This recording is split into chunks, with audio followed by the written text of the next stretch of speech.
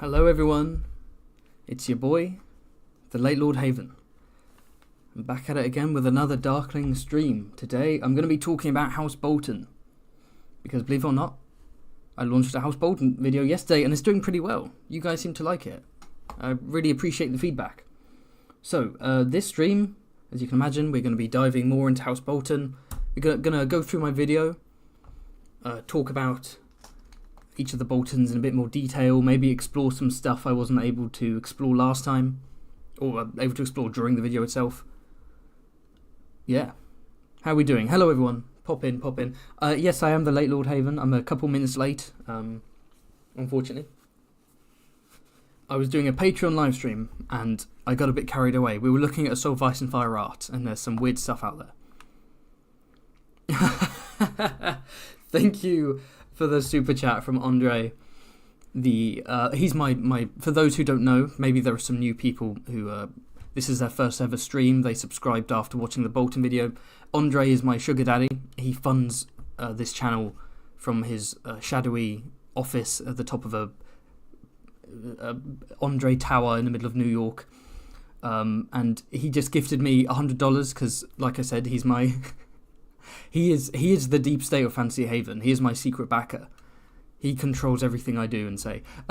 So you used your $100 to say 3 minutes late. Shame. I don't know how to feel about being shamed with such a big donation. Thank you, Andre. That's incredibly kind of you. You're amazing. You're a great patron as well. 3 minutes late, yeah. But that's my nickname, the late Lord Haven. What am I supposed to do? Right, the late Lord Haven can't just be... He can't be on time. That ruins the whole thing. Thank you again, you're amazing. And thank you for the super chat from Gavin Copley, who's a first ever super chatter. Thank you, Gavin. Gavin says, as I was typing out, if he starts before 5 past, I'll send the first super chat, you started it. That's cool. So if I'd been any later, I wouldn't have got that cheeky super chat from you. Whew.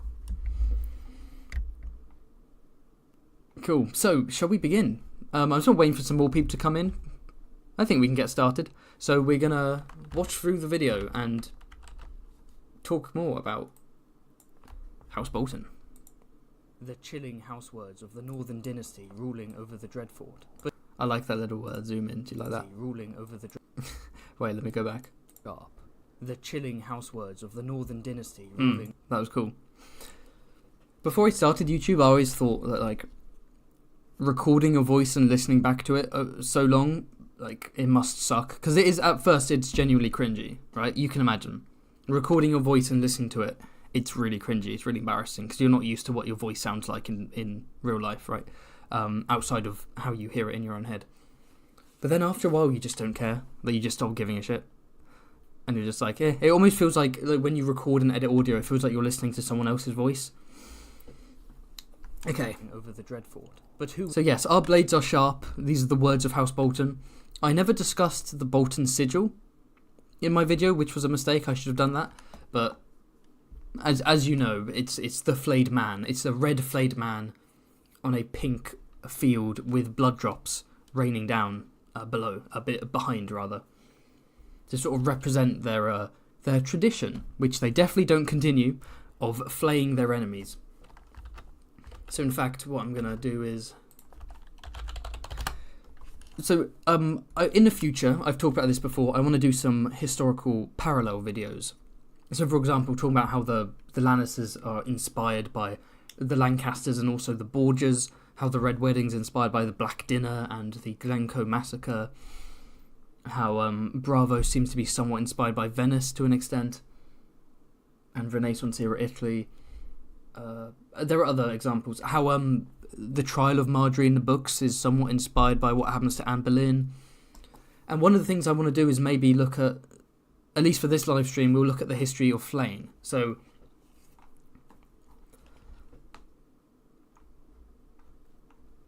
obviously, I love the aesthetic of like the Red Kings, right? So these nobles who wear red and pink in the white, stark, snowy northern landscape. Like, it really stands out red and white. So in the past we have the Assyrians And yes, I am. Just to clarify, I am reading from Wikipedia here. I'm just doing some off-the-cuff research, on-the-fly research.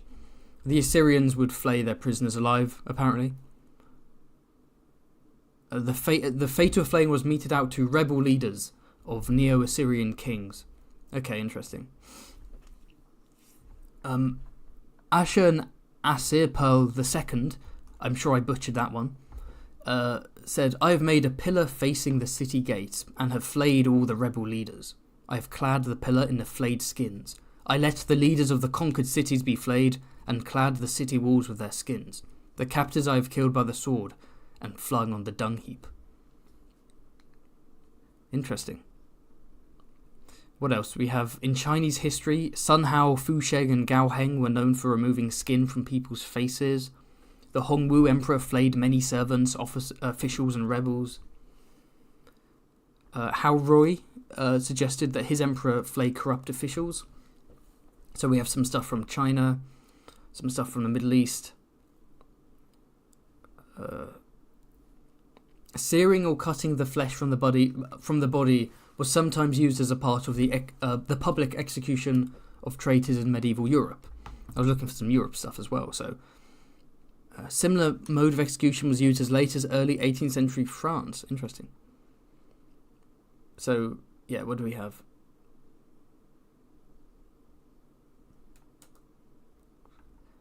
Just looking through... Okay. Yeah, so in the past there have been some examples of flaying, skinning of fellow humans as part of torture, punishment, execution. Not too many examples. Although, to be fair, I'm literally looking at Wikipedia, which is the worst source to look at for this kind of thing. Like I said, I didn't prepare this stream enough in advance. I got distracted by my Patreon live stream. I genuinely lost track of time. But yeah, the Boltons have this very horrific method of execution, where they flay the skin. They have especially honed knives that fit between the skin and a layer of flesh beneath. It's used for torture and execution. Of course, the argument is that they don't flay anymore. They used to, but they don't do it anymore. But we know from the main book series that this isn't true. But yeah, our blades are sharp is a reference to this method of execution. And the sigil as well. So it's a huge part of the history and sort of the cultural identity of who the Boltons are as a dynasty, is the way they deal with their enemies, is the fear that they invoke in their subjects. I mean, they literally live in a place called the Dreadfort. Someone made a very good point in my most recent video. Well, this one, I don't know why I'm saying my most... You know the one, the Bolton one. Someone said that it's interesting that in a world that's so complex and morally grey, a few monsters sprinkled here and there, but usually morally grey. It's weird how there's a house of basically vampires whose sigil demonstrates the way they torture people, and whose words denote the weapons they use to torture people who live in a place called the Dreadfort. And these are the ones who suddenly betray our protagonists. Like it's a rare moment of of sort of black and white storytelling, right? The overly villainous Boltons being the traitors. It would feel. I'm not saying subversion for the sake of subversion is a good thing, but it would feel more in tone with the books if the Boltons were, despite their history and their sigil and the name of their castle, were not actually as villainous as their as that would imply, all that stuff would imply. I'm already getting distracted. Okay, let's get on to it. Thank you, Key, another great patron of mine, for the super chat. As always, have a great evening. You have a great evening too, Key. Bolton's... Oh, yes, Bolton's also inspired by Vlad the Impaler, definitely. Caspar, there's definitely some inspiration there. I mean, they're definitely vampire coded, right? In the same way that the Starks are werewolf coded, with their sigil as a wolf. Visually, they're at least, you know, the pre-Tully Starks are described as being large, sort of hairy men, and they walk into animals, specifically direwolves. So yeah, there's a bit of a werewolf thing going on with the Starks. Their rivals are, in contrast, hairless, pale, tall and slender, they're the vampires, you know. And in being inspired by vampires, of course, that goes back to Vlad the Impaler. And you may notice one character in this video that has a Vlad the Impaler moustache. And unfortunately, that is not a reference. That was genuinely an accident. I just did a moustache for fun, and a load of people in the comments went, "Hey, nice reference." I was like, huh? Oh, yeah, of course. Let's carry on the video, shall we? Were the Red Kings of old? How did their bloody rivalry with the Starks unfold? And just who exactly is the Leech Lord? It's this guy. That's the Leech Lord. House Bolton. The Boltons emerged as Red Kings of the Dreadfort, ruling the eastern lands of the icy north. Yeah, the Boltons basically ruled the northeast, while the Starks, the Kings of Winter, ruled a lot of the northwest. There were the Barrow Kings and the south east. Sorry, the northeast is what I meant to say for the Starks. Southeast, the Barrow Kings. The Mormont Kings ruled on Mormont Isle, of course. The Starks are Turkish? Yeah, of course. Of course they are. Lannisters inspired by the Nevilles. I mean, yeah, we can never say that so-and-so is inspired by one specific thing. There are obviously multiple inspirations. So the Lannisters, yeah, the Nevilles for sure. The Lancasters, if we're doing the most basic comparison. The Borgias, in terms of rumours of incest between Lucrezia and Cesare. I mean, the Assassin's Creed Brotherhood directly references Jaime and Cersei with the scene where Lucrezia and Cesare kiss while you're climbing up the tower like Bran. The fact that, one of the Borgia siblings was called Geoffrey, right? And then there's Joffrey. So whole bunch of and the patriarch, Rodrigo Borgia, Tywin Lannister, the sort of brutal patriarch. But yeah, carrying on. West lay their fierce rivals, the Stark Kings of Winter. The Stark Kings of Winter. The Boltons were subscribed to Fantasy Haven. Hey, I got you with this one, didn't I? Let's see. Is there a sign saying most replayed? Eventually there will be a most replayed sign where people skip the if you like and subscribe stuff. Right, this stuff is we do animated lore, it's necessary to grow a YouTube channel. It can be annoying. I get that. Most people skip, but I think it's good to give people a reminder to subscribe, because apparently that helps you. And also just shouting out people who are suggesting stuff. That's a new thing for my videos. Actually saying, hey, thanks for suggesting this to me, because I'm genuinely looking in the comments to see what suggestions people have, and I was like, Boltons, that's a great one. Part of me wanted to wait until Halloween to do a Bolton video, but then I thought, screw it. People want the Boltons, I'll do the Boltons now. A Bolton kitchen knife set. That should be my sponsorship. Back in the days when I used to do the fake meme sponsors that people skipped because they thought they were real for some reason. I could bring those back, maybe. Bolton knives. Introducing Bolton knives.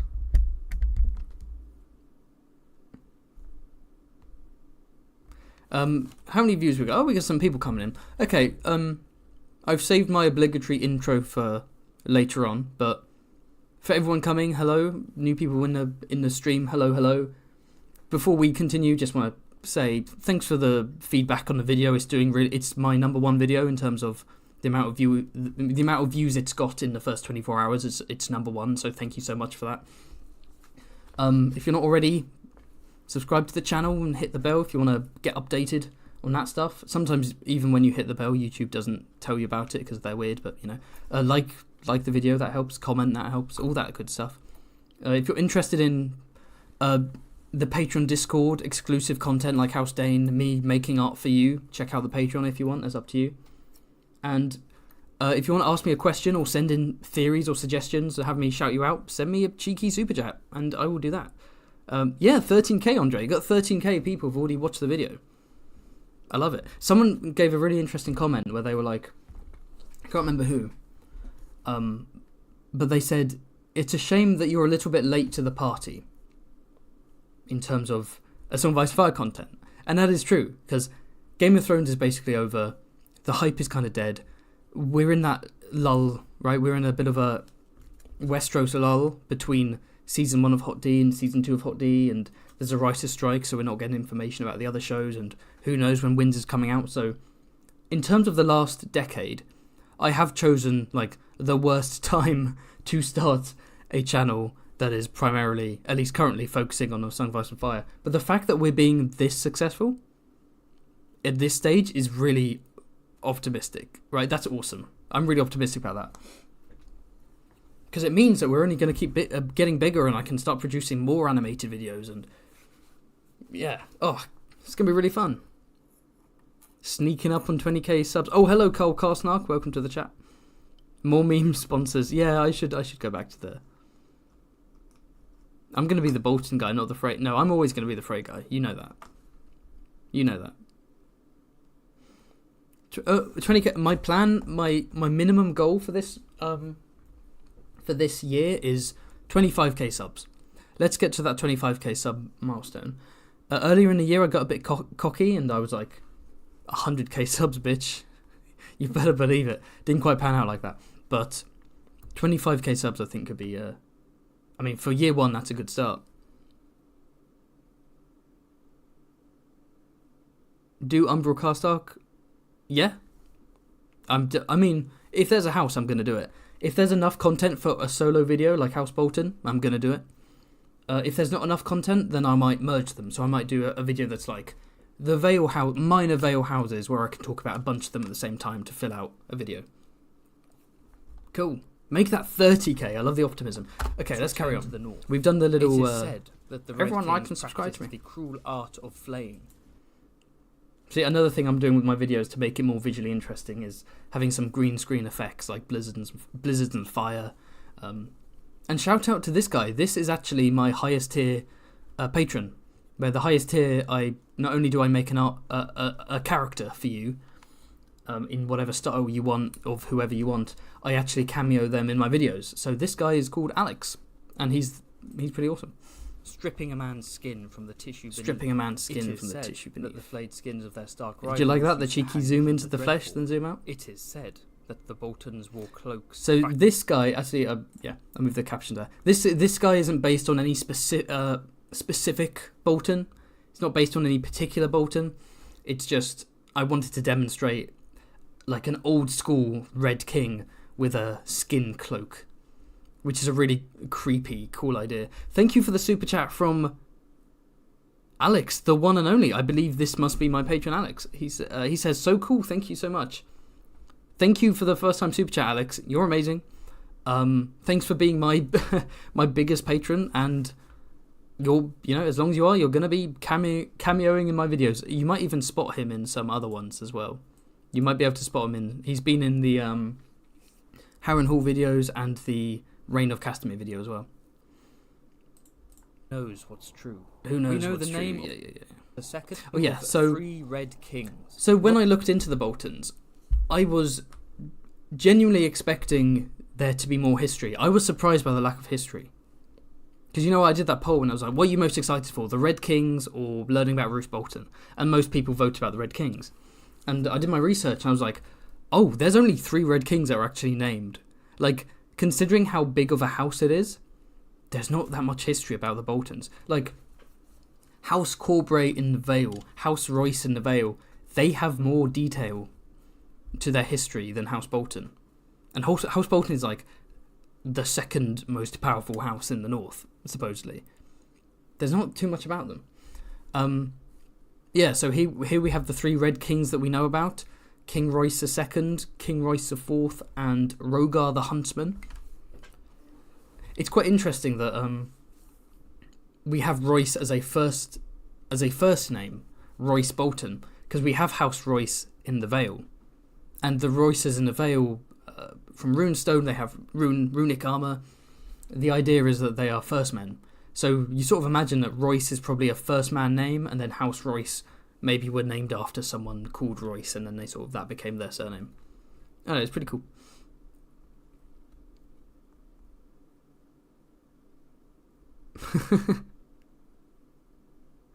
It'll be fun to play a game with this many voters. Yeah, that's fun. So some answer in a comment said, it'll be fun to play a game with this many voters. Some of my live streams I do voting. So I've been doing some choose your own adventure fighting fantasy games. One in particular called Forest of Doom, and people vote on what they want me to do. So it's one of those books where it's like, do you want to go east or west? And then you draw out a map. You go east, it's like, you come across this. Are you going to fight him, or are you going to go through this door? You're going to get through this death trap, that kind of thing. But instead of making the decisions myself, I make the character, and then the chat has to vote. Now, unfortunately, not many people are watching those live streams. Only about 15 to 20 per live stream, but that's fine, because it's cozy, and people get to vote and either successfully get me to the end or get me killed off or whatever. I have a fun live stream idea planned for the future, which will involve voting. It's going to be me assigning real-life crimes to A Song of Ice and Fire characters, and you vote whether you find them guilty or not guilty. And depending on what you find them guilty on, that's how much time they're going to prison for. That'd be fun. Thank you for the super chat from Max Focus, if I'm pronouncing that right, who says, Bolton mean, angry face. They are mean. Red man bad. Don't believe the Stark propaganda. Don't believe it. The Boltons have done nothing wrong.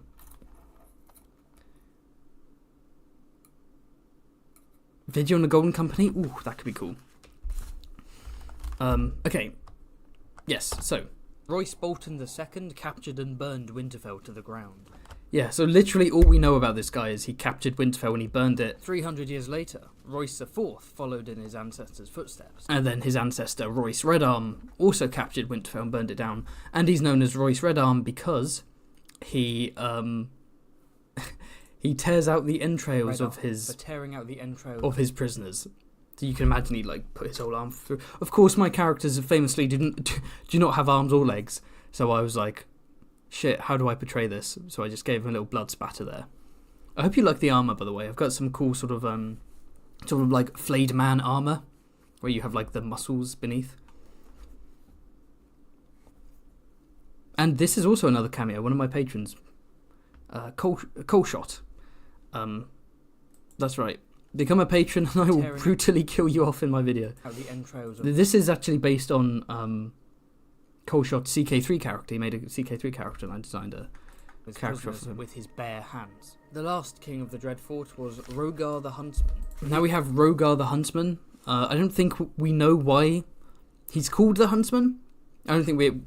I looked into it. I couldn't find anything. It's that's just his name. Maybe he was a famous hunter.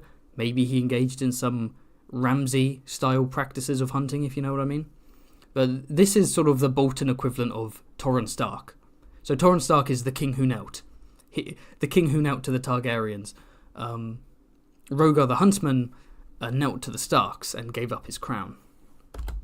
He submitted to the Stark. And he submitted to the Starks. During the Andal invasion, as I say here, which is when the coming of the Andals from Andalos, fairer skin, fairer hair, fairer eyes, they came over and conquered. Well, it's a mixture of sort of warfare, conquest, trade, assimilation, depending on the land, the south of Westeros. So, for example, in the Vale, there's lots of fighting, whereas in the Reach, the three sage Gardener kings of Highgarden worked to culturally integrate the Andals into their land. And in fact, the Tyrells are Andals. And one of the first, Sir something, I can't remember, Sir Alistair, that's it, Sir Alistair Tyrell, the Gardener King, made him his sworn sword, and then his ancestors went on to become the royal stewards of Highgarden. So there's some integration there. At the north, of course, famously, they are first men, and they weren't going to have any integration. They fought back against the Andal invaders, and the Andals were not able to push into the north or conquer the north. And their enemies fought together to protect their land from these foreign warriors. Yeah, we don't know too much about Rogar's bending of the knee, but we can imagine it was inspired by the Andals invading. It must have been House Bolton were in a place of weakness, the Kings of Winter were in a position of strength, and they said, listen, we need to unite, we are being invaded. Arguably, what Aegon the Conqueror did, at least according to House the Dragon. He conquered kings, assimilated them, had them serve under him to fight a bigger threat, that threat being the White Walkers. Again, a show at least. Thank you for the super chat from Seth Cook, who says, how about a green red apple Fossaway lore video? That would be very interesting. here's a question for you guys and girls. Would you like, if I were to do a video like that, would you want me to do a video that's the main branch of Fossaways and then the cadet branch of Fossaways, or would you want me to focus on the main branches and then a separate video which is like a compilation of all of the cadet branches of Westeros? Like a video that's called like the cadet branches of Westeros or something.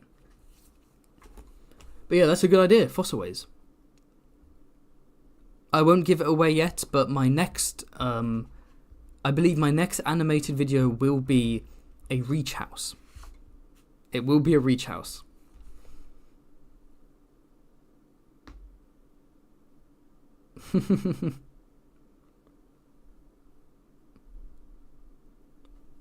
Did I miss a super chat? No, I didn't. Okay, I don't want to miss any. I'm not going to do that thing some people do where they wait later on, and when the super chats pile up and then read them. I'm going to read them as soon as they come. I've got you guys up on my phone. I've still got that cheeky one monitor, so I'm using my phone to actually read the chat. We're getting through. Okay. Theon Stark and his Bolton and so yes, defeated Argo. Theon Stark and the Boltons teamed up in order to defeat the Andau invasion. The Andau invasion led by Argo 7-star, so I gave him a cheeky little 7-pointed star on his armour. At the Battle of the Weeping Water. The Red Kings were now Lords Bannerman. It is said that when they bent the knee to the Starks, they promised to stop their infamous practices. But rumours persist that the Boltons continue to flay their enemies and display their skins in the bowels of the Dreadfort. Oh, I was going wild with the sound effects in this one. So yeah, I like that idea. The idea that this house with the flayed man banner and the words that say, "Our blades are sharp," and they live in a place called the Dreadfort, are like, oh yeah, we gave up the flaying, yeah. Stark King's like, you sure? Because like that's a condition, right? You signed the document. Yeah, we gave it up. We don't care about that stuff. Just, there might be rumours now and then, but just leave us alone, yeah? Let us do our thing. It heavily implied that it may be in secret, but throughout the Bolton dynasty, throughout the generations, it is passed down. The art of flaying and wearing skins and showing skins, displaying skin, all of that stuff continued. They never disappeared. I don't think like Roose and Ramsay brought it back. I think it's always been passed down. A Tarly video? I have thought about a Tarly video. That could be fun. Keeping hydrated. But the Tarly video is not going to be the next video. It'll be a Reach video. Won't be Tarly. Won't be Peak. It's not going to be Peaks. Yeah, shout out to Quinn the GM's House Peak video. That's pretty cool. Cool. Oh, whoops. Several horrific chronicles written by sistermen claim that, during the northern invasion of the Three Sisters, one Balthazar Bolton fashioned a pink pavilion from the skin of 100 natives. Can I just say that Balthazar Bolton might be the best name in A Song of Ice and Fire? You kidding me? Balthazar Bolton. I love that. So yeah, this is the invasion of the Three Sisters, which could be a video in itself, actually. But that was the Starks in the North invaded the Sisters, 3 islands known as the Sisters. Hold on. There we go. In between the North and the Vale, because the Three Sisters were ruled by sort of petty kings, and they acted as sort of pirate kings, and they would raid ships and so on, and raid the land. And the Starks got fed up, and they're like, fine, we're going to take them. And the Three Kings wanted help, because the Northmen were apparently brutal. Again, we don't know for sure how people acted during this war, how much is myth, how much is legend, how much is rumour, how much is sort of xenophobia. But apparently the Stark soldiers would boil their enemies alive, and the Northerners would be savage, and the Boltons would skin everyone, and the sistermen asked the Vale for help and sort of became integrated with them, and that started a very long war between the North and the Vale over, this rather inconsequential scrap of land here, these islands, but that's the way it is with war. And even now it's sort of a disputed territory between the North and the Vale. Thank you for the super chat from Mr. Aptoid Gamer 3. It says, I love your Red King armor designs, and also the choose your own adventure stuff you're talking about sounds a little like the A Song of Ice and Fire RPG. Which A Song of Ice and Fire RPG out of interest? Is that the do you mean the video game RPG that came out in 2011, or do you mean the tabletop role-playing game? Because I've DM'd sessions of the tabletop A Song of Ice and Fire in the past, and I want to do that in the future. I want to do some YouTube videos where I maybe get Quinn or some other YouTubers, who knows, and I can properly like run some sessions or do some one-shots using the system set within the world of Westeros. People make their own house, their own characters. I might even do like some one-shots for my patrons as practice. That could be fun. But yeah, the choose your own adventure stuff, it's not like a role-playing game. It's not like a proper system. It's just a book. It's a book where it's like, if you want to do X, go to this page. If you want to do Y, go to this page. But I just have the viewers. I have you guys voting on every single decision, even the dumb ones. If you check out my second live stream, my character got turned into a fire demon because while I wanted to leave the cavern, my 20 or so viewers unanimously voted for me to wear the crown of a fire demon I just slew, and I turned into a fire demon and it ended the game and I had to start from the beginning. Rest in peace, Sir Haven. The tabletop, you're talking about the tabletop. Yeah, it'll be fun to do some videos about the tabletop in the future. Even one video that's just like a rundown about what it entails and what the system is and so on.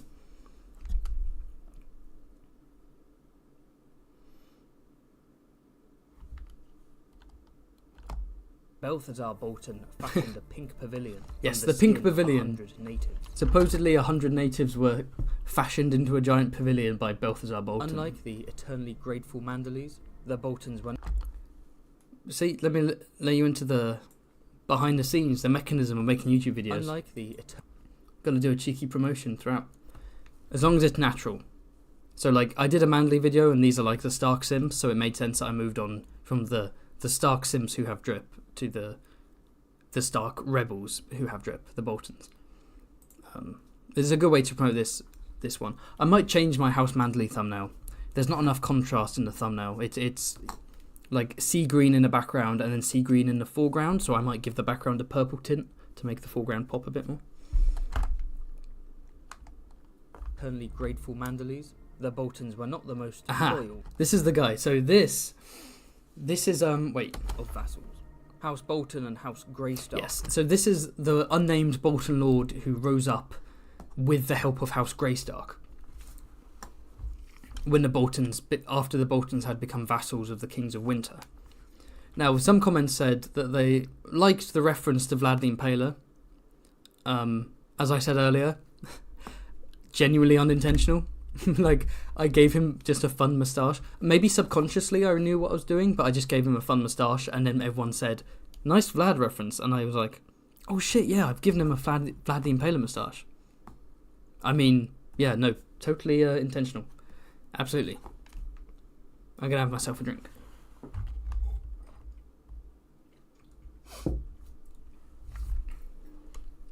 House Red Wine video. Oh, good. That could be a good one for the future, but it's not going to be a House Red Wine video. Keep guessing. Alright. Of Wolf's Den rose up against their kings, only to be crushed. House Greystark was wiped out, but the Boltons clung onto life. So some people called that out in the comments. People were saying, hold on, you're telling me there's a cadet branch who rose up against the Starks, their own kin, and were crushed into extinction, and yet the Boltons survived. Yeah, that's true. The Boltons have plot armor. George kind of wrote himself into a corner by having all of these houses that he described as living for thousands and thousands of years, but then he needs them to do stuff in that time, and they need to do interesting stuff, and so a lot of that interesting stuff is backstabbing, betrayal, rising up, rebellion, all that stuff. But it means that, like, all of these houses are constantly warring and rebelling and surviving, like they're not getting wiped out. The Boltons still being alive is kind of ridiculous, admittedly. Life. During the reign of the ailing King Edric Snowbeard, House Bolton were one of many factions trying to take advantage and seize control of the realm for themselves. So this bit is a bit more vague, in terms of the Boltons were one of many factions trying to take control of the realm from Edric Snowbeard, who was getting old and senile. But take control, what does that mean exactly? Does it mean manipulation? Like this, like that's how I portrayed it in the video. Or does it mean they exploited him being senile by maybe conquering places, besieging Winterfell, maybe? Excuse me again. House Gardener, not House Gardener. Although House Gardener is an important part of the video. House Rowan. Not House Rowan. House Oakhart. I don't think it's enough to say about the Oakhart by itself, at least. No, I think the Grey Starks are extinct, officially. They even rose up against King... Oh, yeah, no... Jaroslav says, not as ridiculous as Peaks. Yeah, the Peaks rose up twice, once during the first Blackfire Rebellion, and then they took part in the second Blackfire Rebellion conspiracy.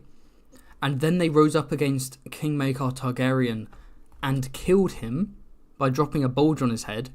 And despite all this, House Peak is still alive in the main series as a house. Admittedly, like, they've lost lots of their land and power, but the fact that they're still alive after 2 Blackfire Rebellions and an uprising, and a solo uprising, as far as we know, is a bit ridiculous.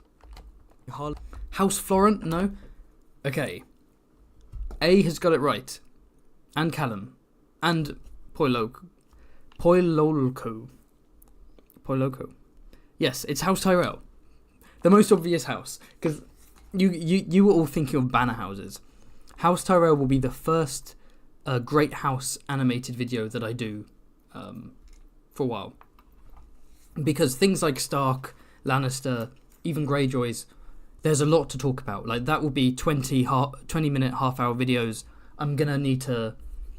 I can't afford to take lots of time off to make super long videos. I'm basically... This whole year has basically been make a video weekly or make a video bi-weekly in order to pay the rent, right? And I'm getting to the point where I'm getting more views and I'm able to sustain this a bit more, but I don't want to rush something like House Stark. You know, I want to at least make it one big video or multiple parts. But House Tyrell, there's not, because it's a relatively, you know, it's the youngest great house, basically, isn't it? So there's not too much to say about it. There's not too much in the histories. Enough for a, let's say, 10-minute video, and it'll be a good video. But it means I don't have to spend ages on it. It could be a week, might be 2 weeks. And another fun thing about the upcoming House Tyrell video is I may be collaborating with someone on it. There may be a certain YouTuber who you know very well who is going to help me with that video, and in return I'll be helping him with his video, but I'm not going to say any more. Let's go back to the video. This one. Alan Stark, who laid siege to the Dreadfort for 2 years. I forgot in my Bolton video that the Red King Rhaegar the Huntsman sent his sons to the Starks as hostages. Yes, I didn't forget that. It's just some things I include in a video, other things I don't. So I do my research and I decide what's going to stay and what isn't. Most of it is time. Like I said, it's not like this channel isn't a hobby that I do in my free time. This is my job, so I sometimes need to cut stuff in order to get it out on time. To starve them into capitulation. Despite all this, but thank you for reminding me in the chat so I can talk about it here. When the Targaryens conquered Westeros, the Boltons found themselves serving Lords Paramount instead of kings. We have heard little about the Boltons during the reign of the Targaryens, but we do know of one notable woman, Lady Barbara Bolton, who attended... Patrons know the cursed story behind the Barbara Bolton art. Let's just say I wanted inspiration for what Barbara Bolton's wearing, and so I looked up Barbara Bolton art just in case someone had like made some, you know, obscure piece of Barbara art. And there is some Barbara Bolton art that exists, and it is very cursed, and I don't know why it exists, and it shouldn't.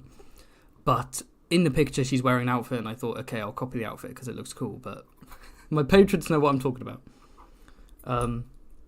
Extinct houses explained could be cool. Yes, I like that idea, Flippy. Thought Baratheon was the youngest. Oh, I guess. Well, I said youngest. Yes, you're right. You're right. The Baratheons are the youngest house. Full stop. You're right. I forgot. And in terms of great house, Tyrell and Baratheons are the same age in terms of when they became great houses. Did the Starks and Boltons ever marry? Not that we know of, but we can assume that happened. And who knows? Maybe in Fire and Blood 2 we will learn more about what the Boltons got up to in the Targaryen era. Because the only Boltons we know about so far are Barbara Bolton, who tried to marry Aegon III, and Roose Bolton fighting during Robert's Rebellion. We don't know of any other Boltons during the Targ era. Not even in the Dance of the Dragons. Like, there aren't going to be any Boltons in Hot D, which feels like a wasted opportunity, but that's how it is. The Aegon III's Maiden Days Ball, an event designed to find him a wife. Lady Barbara did her duty, but also asked the young king to send food and resources to the starving north. A peaceful land, a quiet people. So yeah, that's quite cool, considering basically every Bolton in the past is presented as a cold-hearted villain. It's cool to have Barbara Bolton, who turns up to the Maiden Days Ball, which is also known as, what's it, the cattle show? The Maiden Days cattle show, Mushroom mockingly calls it, where it's a bunch of women being paraded in front of Aegon and he has to decide who to marry. And Barbara basically knows that he's not going to marry her, and she uses the opportunity to say, listen, Your Grace, whether you marry me or not, the North needs your help. Please send more food and resources. So it's kind of like, yeah, cool. There's a cool moment for her. It's cool to have a Bolton doing something, useful for once. A peaceful land. Wouldn't Demeric be a pre-Targ Bolton? Yes, but not a lord. I'm thinking like heads of dynasties. And I wanted Demeric and so on to be part of this section, the Leech Lord. Let's wait for that plane to go overhead, shall we? Shout out to the plane.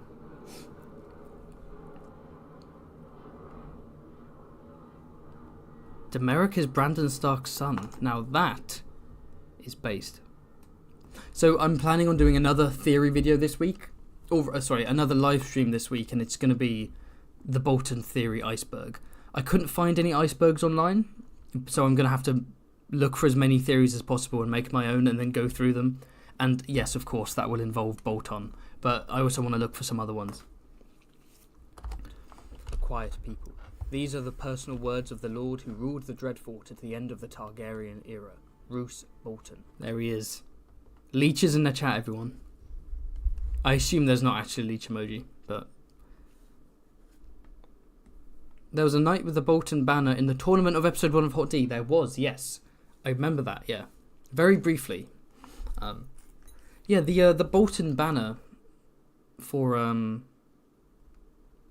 the show universe is a bit bland, isn't it?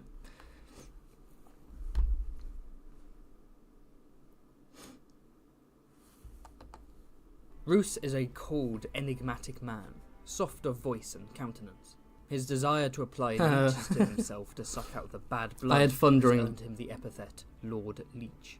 They certainly haven't... I had fun during the leeches, as you can imagine. Leeches are terrifying. That's another thing we could have seen in the show. That would have been nice.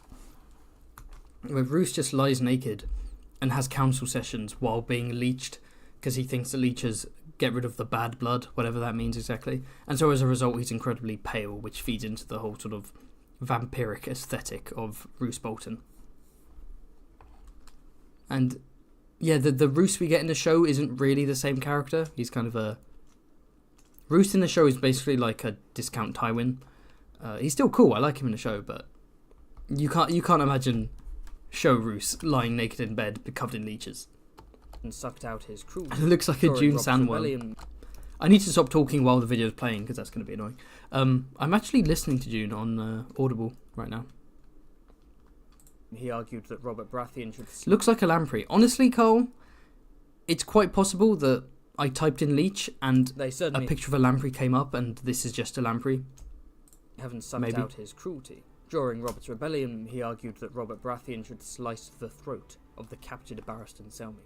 So this is a fun bit of lore that like I didn't realise existed, or that I'd forgotten. When I was doing my research for this video, I found out that during Robert's Rebellion, after Barristan gets captured, obviously, Robert gets him healed up. He stays in the Kingsguard under Robert, but Roose Bolton's just like, yeah, kill him. yep, we got a Kingsguard, awesome, kill him. You're like, what the fuck, Roose? Come on, man.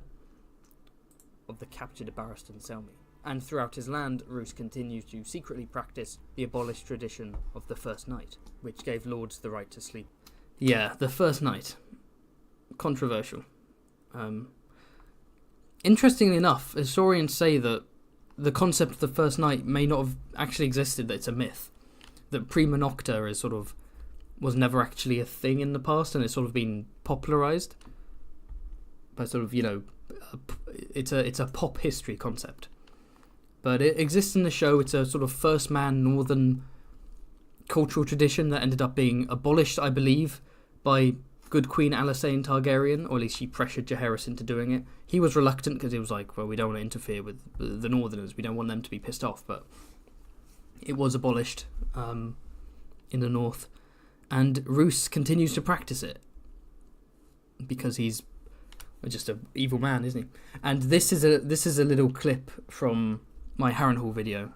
This is Gargan the Guest, Lord Gargan Jaehaerys, of the second house to rule Harrenhal. He's known as the Guest because he would invite himself to the weddings of his subjects and, basically sleep with the bride. He would perform his right as lord, right to the first night and all that. And of course he met his comeuppance by being castrated by Harren the Red, a rebel claiming to be descended from Harren the Black.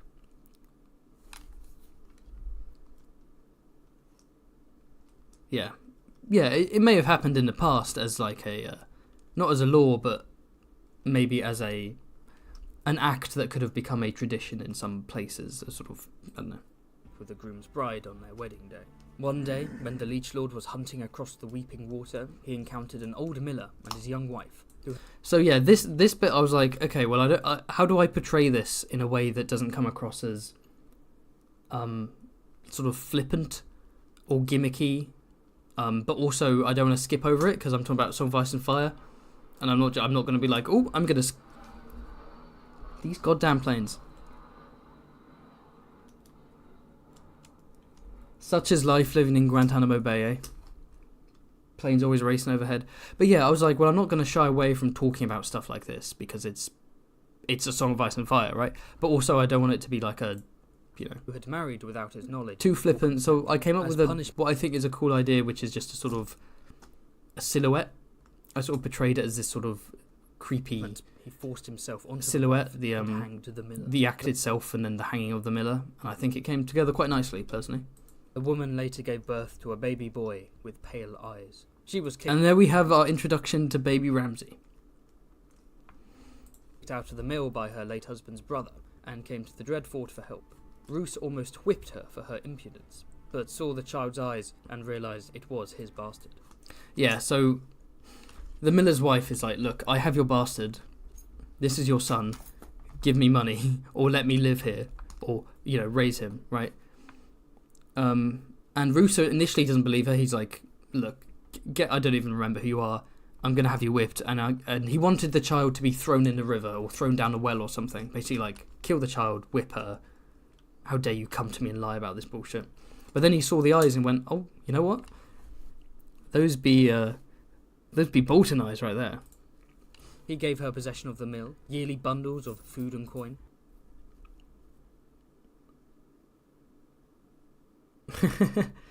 I'm in Gitmo. Yes, I'm a former prisoner. Let's leave it at that. I'm in hiding, but every now and then the planes and the helicopters fly overhead. They haven't found me yet. And cut out the tongue of the miller's The best place to hide is in Guantanamo Bay, because the last place they expect. In return, she was to tell no one of her child's true father, a promise she did not keep. We don't know the idea. So we don't know too much about the miller's wife, but she's kind of badass. Like, she comes to the Dreadfort like, hey, this is your kid, give me money. And then Roose does it, and he's like, okay, don't tell anyone. She's like, okay, sure. And then she just like tells Ramsay as he grows up, yeah, you're Roose's bastard son. And then she later comes up to him and is like, hey, give Ramsay a servant. He's too much of a bastard. Yeah, we don't know what happened to her. I am curiously interested in her relationship with Ramsay. We know nothing about that. Like, I feel like if Ramsay had killed her or done something weird with her, we would know. So, I don't know. It'd be interesting if there's a woman in Ramsay's life that he actually maybe respected or, you know, didn't try to kill or whatever.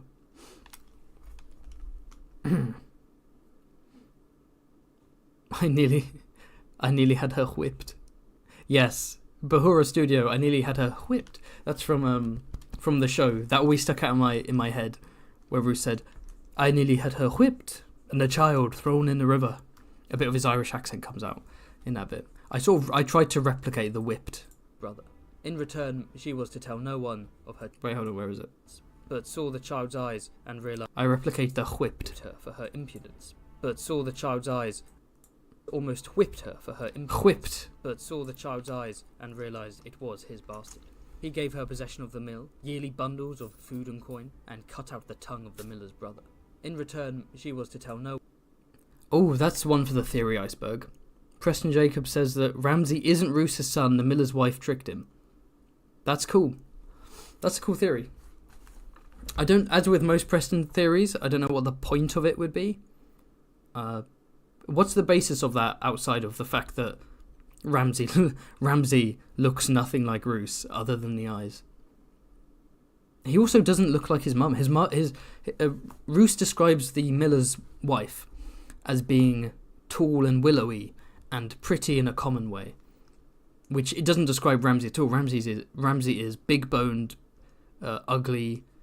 You know, he doesn't really look like either of his parents. Obviously, that's not how genes work, right? He could look like a grandparent or something. But I wonder I need to look up that theory. I don't see the point in him not being Roose's bastard. It seems a bit, you know. He probably is. I think the eyes confirm that it is. Roose reminds me of Emperor Tiberius, cold and stern, and secretly a massive sexual deviant.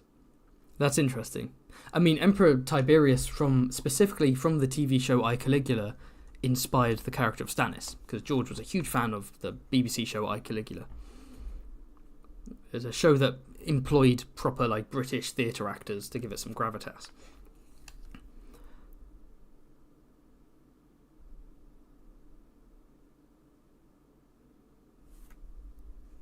Pale eyes are passed by X chromosomes, so Ramsay eyes are from his mother. Is that the theory? Listen, when it comes to genetics, just any actual genetic science, just throw it out the window. When it comes to Song of Ice and Fire, just throw it out the window. We have families that have been consistently blonde for thousands of years, right? Like, just irrelevant. Doesn't matter what side pale eyes come from. The one of her child's true I, Claudius. What did I say? Did I not say I, Claudius? Did I say something else? What did I say? Did I say I, Caligula? Yeah, my bad. I, Claudius. That's what I mean. Yeah, I, Caligula would be a very different show. Father. A promise she did not keep. Mm. We don't know the identity of Roose's first wife, but she produced no living issue. After she died, he married Lady Bethany of House Riswell. Yeah, this is interesting. We know Roose had a first wife, but we don't even know her name. We just know that Bethany Riswell was his second wife. All we know about his first wife is that she probably wasn't happy to be his wife, because Roose describes when he describes his relationship with Fat Walder, and he says that in the bedroom she squeals and shudders, and that he finds it amusing, whereas his first two wives were silent, which sort of implies that his first wife and Bethany were not particularly turned on in the bedroom. They were just sort of doing their duty. Who gave him an heir? The quiet, introspective Domeric Bolton, a young lad who loved... And here we have the wholesome Bolton. The Bolton everyone loves, Domeric, who we could have had a nice normal Lord of the Dreadfort instead. We have a psycho heir, Ramsay Snow. What's he reading there? Read history, play the harp, and ride horses. As a page boy, he lived in Barraton with Bethany's sister Barbary. So, little Barbary Riswell canon. So this is the sister of Roos's second wife, Barbary Riswell, who married Lord Dustin, is Barbary Dustin, and she appears later in the video. Where is she? You'll see her here. There she is.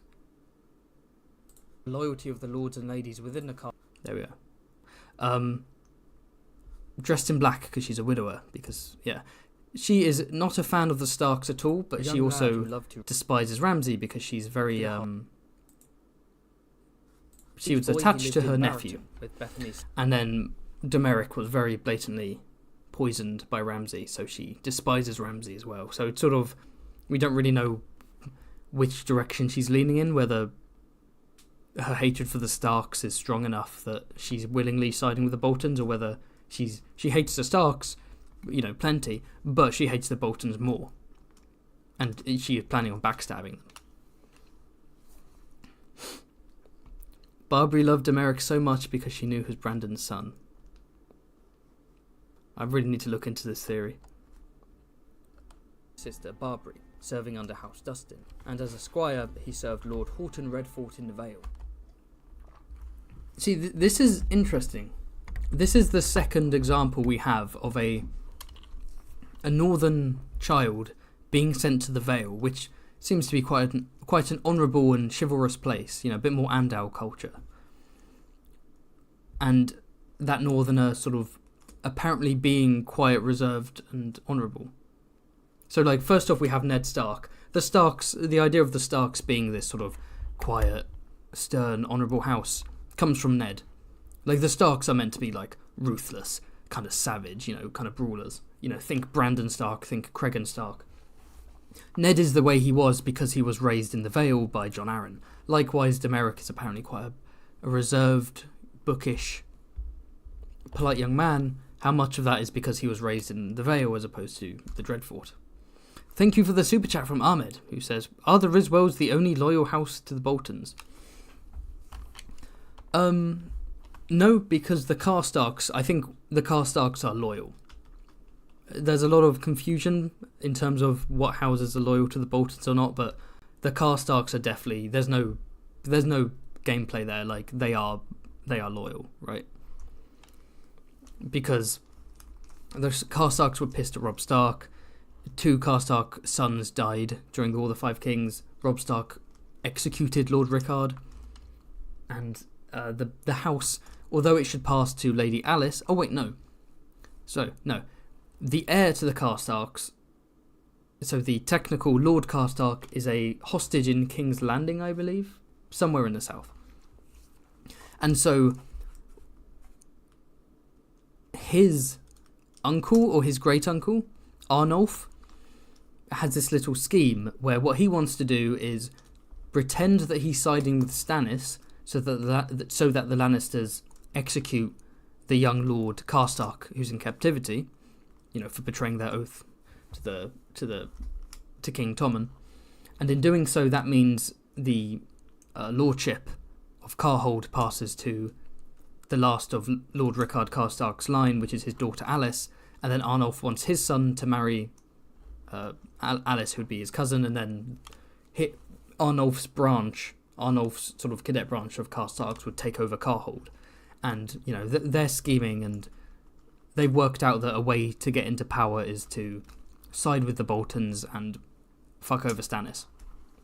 So the Karstarks, I think I said that in a more confusing way than I needed to, but the Karstarks are basically on the side of the Boltons 100%. The Umbers are split, so as we see at the end... this is Horsebane Umber, whereas Hother Umber is with Stannis, but there are also theories that even Horsebane is actually on Stannis' side and he's just pretending to be on the Bolton side. Because, how many houses are actually going to side with the Boltons? Just all the lies and bullshit you can spread. It's pretty much a known fact that Roose betrayed the Starks and stabbed Robb Stark himself. And his brother is... and his son is an insane rapist murderer. So, the fact that they haven't already been overthrown is sort of a bit plot armory, I guess. Where do we get up to? Oh yes. Against his father's orders, he set out. He returns and then... Against his father's orders, he set out to visit the young Ramsay Snow. So Demeric is such a good, wholesome boy that he goes, "Oh, I have a bastard brother. I want to meet him," which isn't a good idea because Ramsay is not the most sane of Boltons. Ramsay had been an unruly child. When his mother asked Roose for a servant, he mockingly sent Heek, a foul-smelling creature. Can we just take a moment to appreciate Crazy Ramsay again? Ramsay had been an unruly child. When his mother asked Roose for a servant, he mockingly sent Heek, a And we get introduced to Heek, the original Reek. foul-smelling creature who was once caught drinking Lady Bethany's perfume. So yeah, the idea with Heek is that he just reeks. Like, he has a nasty stench that follows him everywhere. Even his blood stinks, right? So he clearly has some kind of condition, and potentially this condition affects how he acts, right? So he's a creep. He's an evil murderer, and he hunts with Ramsay and all that stuff. And you imagine maybe some of it is because he's a solitary peasant man who everyone treats with disgust because he stinks. So maybe it messed him up mentally. But yeah, he tries to drink the perfume. He does anything he can, and he's caught. And I didn't mention this in the video, but Bethany Bolton orders Heek/Reek to be whipped for drinking her perfume, and apparently when he bled, even his blood stank, which is pretty gross. In an attempt to annihilate his stench, Ramsay and Heek, who he called Reek, became inseparable. So yeah, Roose basically is like, okay, so you're this bitch come into my castle complaining that my bastard son is, a nightmare child. Fine, you want a servant? I'm going to send you this stinky weirdo.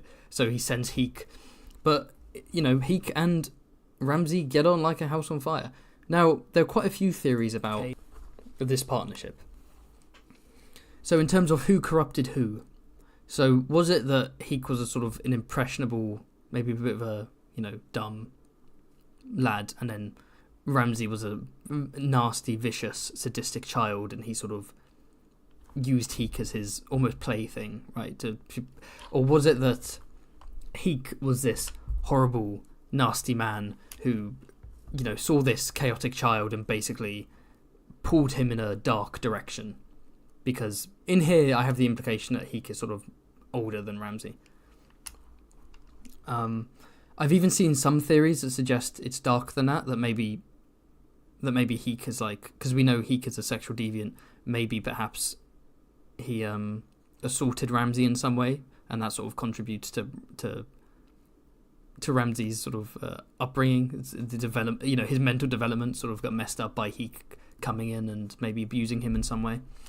Or it could be that they're both evil, and sometimes evil finds evil, and when that happens, it's death. It's not good. It's like, you might have two schoolboys who are by themselves, have dark thoughts, but when they happen to find each other, one in a million chance, 1 in a million odds, they vibe with each other, and then they start shooting up some schools. You know what I mean? Because Ramsay and Heek are kind of like school shooters. It's possible that they're just two individually evil young men who met together and were like, hey, let's try out this thing, and then they start doing a load of gross stuff. Could be that. Maybe. Yeah. What I'm saying is that Ramsay did Columbine.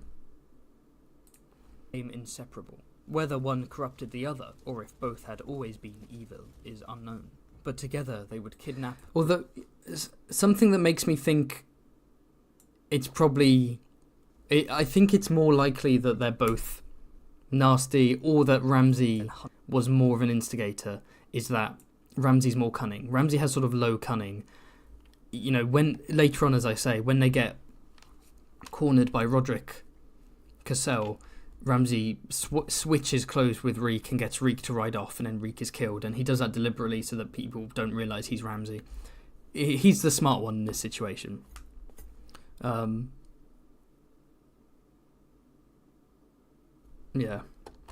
And then hunt down peasant girls for their own sick pleasure. If the girls provided a good hunt, Ramsay would name one of his hounds after them, and if they didn't... So yeah, this is massively toned down in terms of the lore I'm presenting. So he does a lot of this sort of creepy serial killer shit, and it does make you think. Some people say the brutality in Song of Ice and Fire is cartoonish or too much, and it's like, no, it isn't. You could argue someone like Euron is over the top, but Ramsay is not an over the top villain, right? Ramsay is like, what Ramsay does is child's play compared to what genuinely happens in times of war, or like in different places around the world and throughout history. Like, this stuff happens. People like this exist. He is kind of, he is the son of a powerful lord, and he does these brutal, violent crimes, and he can get away with it because he's powerful. It makes you think of like Saddam Hussein's sons. Saddam's sons were like completely batshit psychopaths, and they could get away with it because they had a powerful father. And so they go on a lot of hunts. There's a bit where, again, we see this in the show. We don't ever see Reek being tortured in the books. We see it in the show. In the books, we read from Reek's perspective about what happened in the past, snippets of information, a few things here and there. A lot more effective that way, in my opinion. Another plane. Let's get the plane to go by there. There we go. And so one thing he does is that he releases a whore from Winterfell that he's captured. He releases her, or he tricks her into escaping or something, and she helps to free Theon, and they escape, and it's all an act so that Ramsay can then hunt down Theon and her because he finds it fun.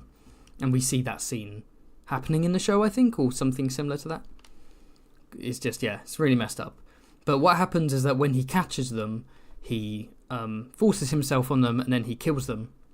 And if it's a good hunt, it's a good creative long hunt, he mercifully, quote unquote mercifully, kills them by slicing their throat after having raped them.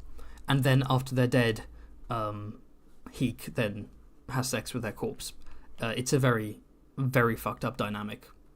I didn't go into it in too much detail in the main video for reasons you can understand. And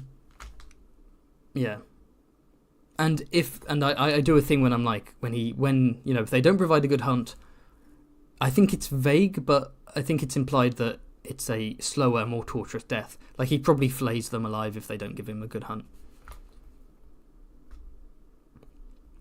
I've missed out on a couple of super chats. My bad. This is a cheery stream, isn't it? Mr. Aptoid Gamer, thank you for the super chat. Mr. Aptoid Gamer says, "Is Ramsay the original TikTok iPad baby?" I mean, I don't want to respond to that, but I don't have a choice because you gave me money. What am I supposed to say to that? I hate that you've put that image in my head. I'm going to say yes. Why not? Let's say yes. God damn it.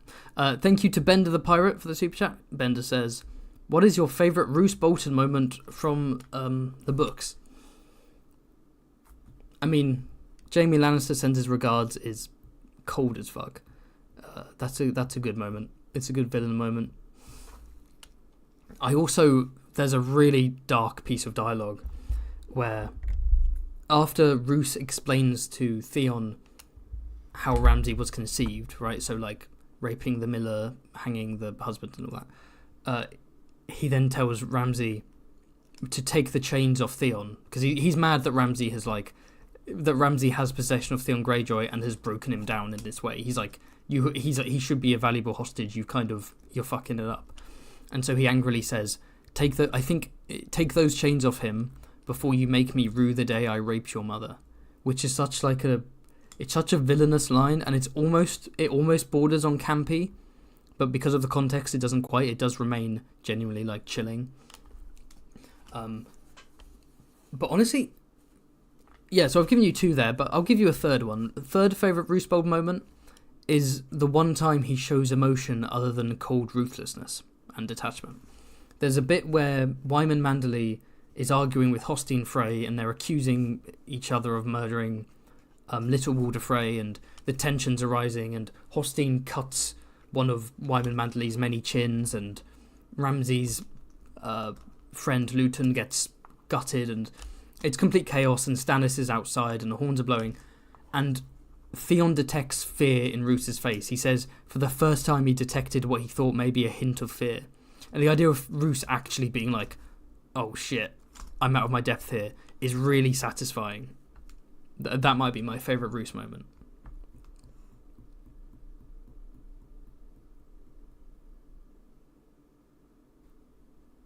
Oh, that's another one. Yeah, someone's bringing up Fat Walder. Yeah, that's another interesting moment, that he actually likes Fat Walder. That's a fun little subversion of our expectations, isn't it? That we expect that Fat Walder would be like terrified, and there'd be, you know, another terrified woman in Dreadfort. But she seems to enjoy herself. Like, apparently she genuinely has fun in the bedroom. I guess she's turned on by Roose, and Roose like kind of likes her. Look, he's not in love with her, but he sees her as like an amusing pet. You know, I have this fat wife who has fun in the bedroom, and she says fun stuff, and you know, it's like it's the closest thing he has to being attached to someone. He's like, he's a fun pet, you know.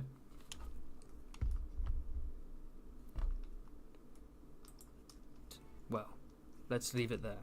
Shortly after Daenerys visited Ramsay, he died from a sickness of the bowels. Right, F's in the chat for Daenerys Bolton. Almost, definitely, like 99.99% sure Ramsay poisoned him because he was bitter and jealous and was like, if I kill you, Roose has no children, and even though I'm a bastard, you know, I'm kind of the heir, because I guess Ramsay has daddy issues. So F's in the chat for Daenerys, the one and only. What could have been? It's a shame. More likely, poison. At some point, Lady Bethany Bolton died of a fever, and Roose Bolton... Yeah, the order of it, I'm not sure. I don't know whether Bethany Bolton dies first, or Daenerys dies first. I don't think it's ever clarified, but for the sake of the flow of the video, I had Daenerys and Bethany Bolton. Once more became an heirless widower. Another thing to bring up is I do wonder whether Roose killed either of his wives, because it certainly wouldn't go... I wouldn't put it past him. You know, actually, maybe not his second wife, because like he then doesn't marry until the War of the Five Kings. But it could be that his first wife didn't produce any issue, and he basically murdered him and married a new one, so that he's like, okay, I need children, so gonna kill this wife, get a new one, maybe. Ramsay was invited to the Dreadfort, where he gathered a gang of sadistic friends known as the Bastards Boys. Luton, Ben Bones, the Kennel Master, the Bastards Boys. What I like about I've always enjoyed this are the band of roving psychopaths in A Song of Ice and Fire. Just the groups of like over the top, not always even over the top, but just like gross, brutal, like serial killers all in one band, and they all have a different shtick, and they tend to get their comeuppance, and you keep track of them in the appendix. I always love that stuff. So you have the more cartoonish ones like the Bloody Mummers, you have everyone's favourite war criminals, the Mountains Men, and then you have the Bastard Boys up north. I even thought about doing separate videos on them, but I was like, I can't do a whole individual video about the Bastards Boys. There's not enough to say. But we can talk about them a bit more. So let's start off with Luton. So we don't know much about Luton apart from the fact that, as I said earlier, when the tensions are sort of exploding in Winterfell with Stannis outside, and the Mandleys and Freys have a little skirmish, Luton's stomach gets sliced open and his guts fall out, and he starts crying for his mother, and Ramsay like stabs him in the throat with a spear because he's like, shut the fuck up. And then we have Bones, the Kennel Master, Ben Bones, who's basically in charge of... So these are the Bastards Boys, and the dogs are called the Bastards Girls. And as I said in the video, when a peasant girl provides Ramsay with a good hunt as well as giving them a quick, clean death, he names one of his dogs after them in a weird show of respect, I guess. So one of the dogs is called Kyra. The newest one is called Kyra because of Kyra is the name of the woman who tried to escape with Theon, and then Ramsay killed her. Grunt, the perverted mute. There's a dude called Grunt, so apparently quite similar to Ilan Payne. Sorry, I've got like a little ADHD fidget toy here. I hope it's not making a clacking noise. There's a character called Grunt who doesn't have a tongue, and supposedly he made a joke, or he made some kind of remark in earshot of Roose Bolton, and a bit like Ilan Payne, the Mad King, he lost his tongue. Not sure what kind of remark, whether it was a joke or an insult or something, but He's called Grunt because, as you can imagine, he just grunts. And researching the characters, apparently he likes to grab women, so I called him perverted in this video. Sour Alan, the simpleton. So Sour Alan, Sour Alan because his breath stinks, and he and Grunt are kind of like a duo. Grunt is described as the brutal one, Sour is the mean one, so he's just kind of like a mean, dumb person, and then this guy's kind of a lot more brutal. Yellow Dick, the scrofulous. Dick's out for Yellow Dick, everyone. So this is Yellow Dick.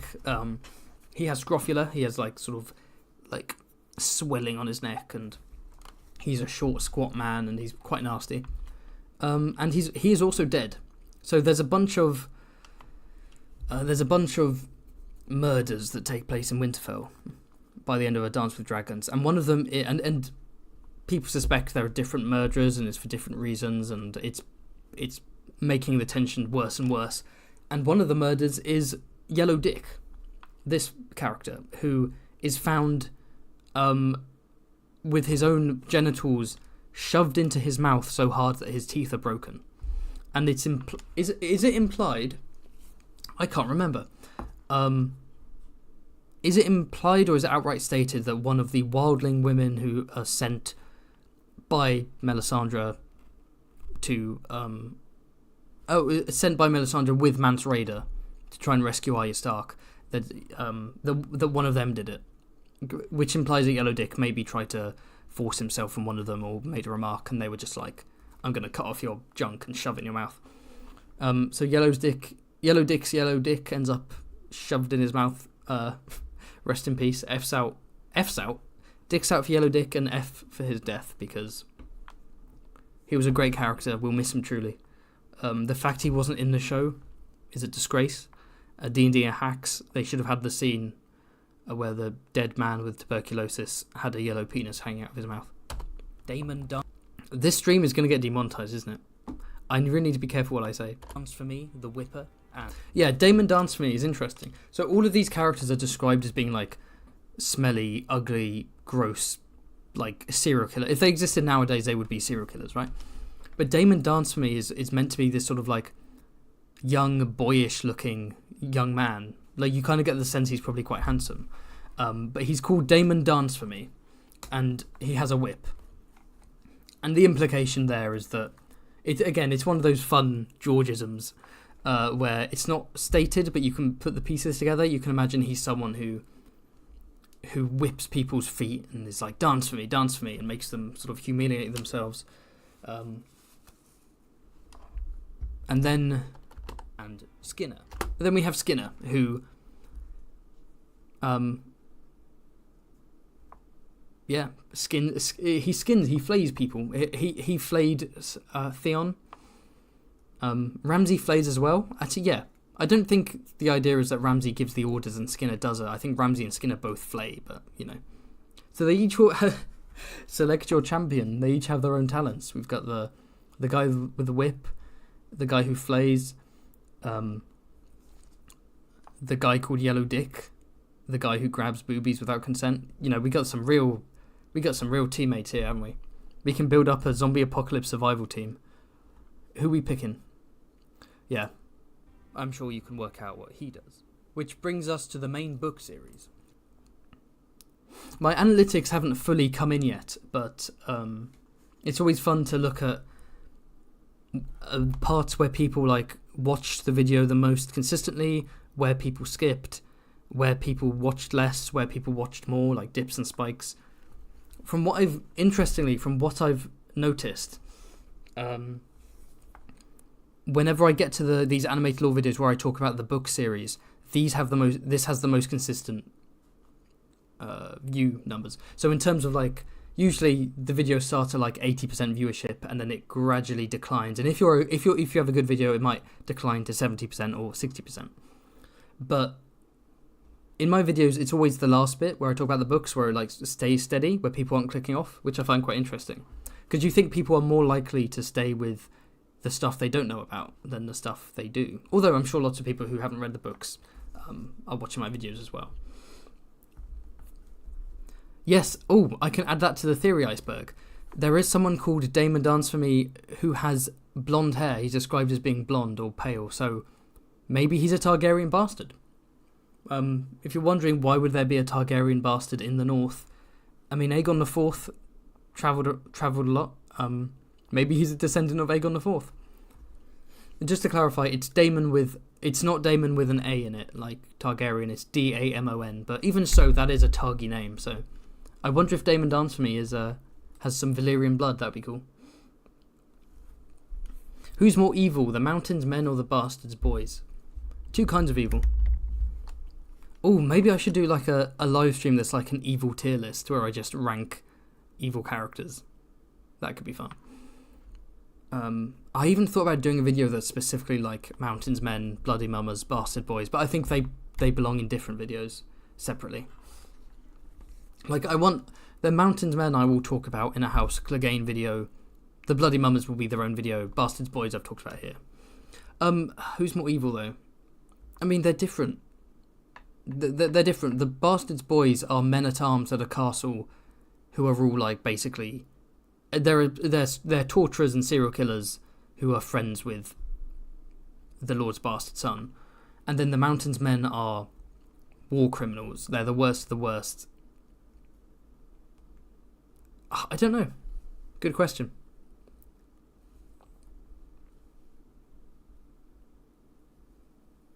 Yeah.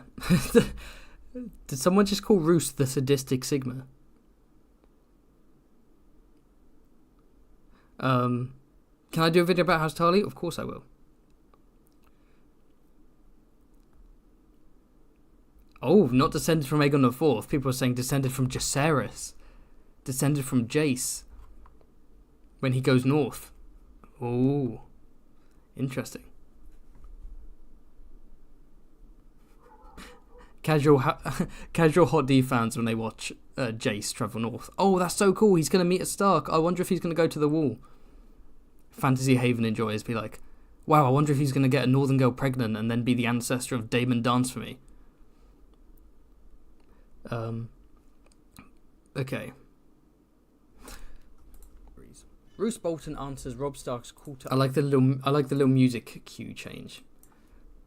So yeah, in a lot of my older videos are silent, but I've been experimenting a bit more, but with music, royalty-free music from Kevin MacLeod and some sound effects and free sound effects online. So I think it's making the videos a little more atmospheric. About what he does. But that's which brings us to the main book series.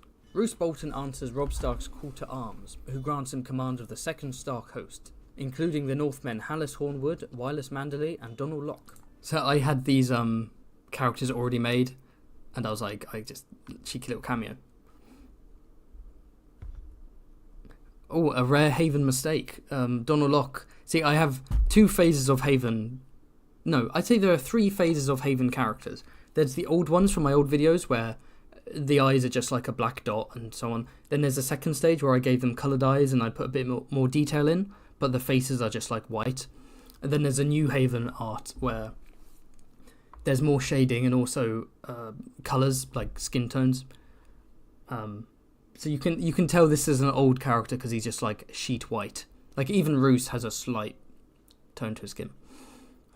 And the phrase Sir Aenys, Sir Jared, and Sir Hostine.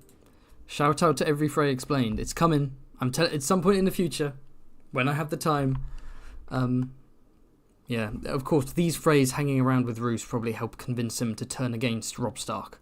Aenys Frey being the 3rd son. Let me just show you how nerdy I am. Let me show you how much unnecessary shit I know about House Frey, because I've steeped myself in Frey research. Aenys Frey is the 3rd son of Walder Frey, and the father of Aegon Bloodborne, who's an outlaw, and Rhaegar Frey, who gets turned into a pie. Aenys ends up, at least in a Winter sample chapter, apparently he falls into a pit outside of Winterfell and breaks his neck. Hostine, also known as Sir Stupid, is Walder Frey's... Hold on, let me think. He's the firstborn son of Walder Frey's 3rd wife, Melissa Craighall, so that would be 4 sons by his first wife, Pera Royce, 2 by... So this would be Walder Frey's... No, hold on. This is Walder Frey's fourth son. No, not fourth. Sixth. Because his sons are Stevron, Aemon, Aenys from his first wife Periroy. Second wife, something Swan. His children are Sir Jared, and then Septon Lucian, and then Hostine with Melissa Craycool. There we go, number 6. I'm sure you guys really care about that. So, there we go. Bolton fans versus Frey enjoyers. Thank you for the super chat from Matt Fulkus again. I'm tipsy, have more money. Ramsay is really mean. Angry face. I mean, you're stirring up the emotions in the chat. You don't. We're gonna have a riot on our hands. Don't go too crazy with those emojis. People are gonna get the Ramsay hate flowing. You know what? I'll do you one better, Max. Ramsay's not just really mean. He's really, really mean. Also, yeah, don't send me money because you're drunk. send me money because you want to, not because you're tipsy. But I do appreciate the super chat. Thank you very much. And this is Jared Frey, who is the fourth son and the first son of Walder Frey's second wife, something Swan. I want to say Corianne Swan, something like that. I genuinely think I know almost every Frey off by heart from that House Frey video I did back in the day. I'm so excited to do every Frey explained, but I've mentioned this in previous live streams. I wrote the script for it, and it was 25 pages. Just to clarify, the script for this House Bolton video was 5.5 pages. Times New Roman, size 14 font on Google Docs. 5.5 pages. Every Frey explained was 25 after I cut it down. So yeah. He leads his army into the Battle of the Green Fork. Okay. It's a very HD map, but when you zoom in too much, it gets a bit blurry. Not a fan of this. Maybe I need to get a better map, because that's a bit... Of the Green Fork, distracting Tywin Lannister on Rob's orders. Hey, Tywin cameo. He retreats back to the twins and forges an alliance with House Frey by marrying Fat Walder. Fat Walder, more like Thick Walder, am I right? Thick with 3 C's. Yes, so Walder Frey marries Fat Walder. It's a very classic Roose moment. It's a certified Roose moment where Walder Frey says, marry one of my daughter's granddaughters to forge our alliance, and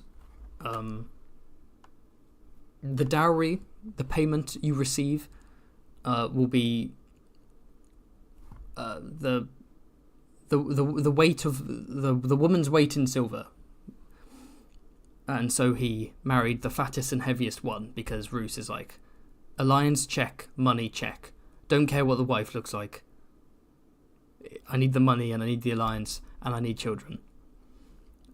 Either that, or Roose, maybe he's got maybe he likes them thick. There's nothing wrong with that. Maybe he likes them a bit thick.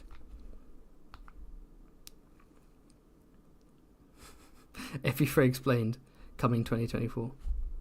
Probably, to be honest.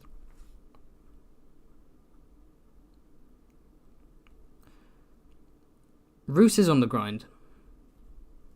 That's why the Boltons and the Freys connect so well. It's just Sigma Grindset merging with Sigma Grindset. Walder Frey has sons who are maesters, who are lords, who are septons in the most devout.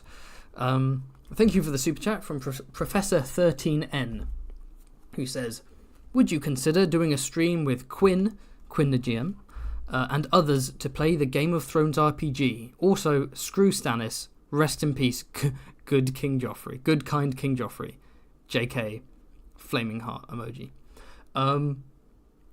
Yes, absolutely I would. The Game of Thrones RPG, if you mean the video game, that would be fun to play with me and Quinn chatting about it while we play.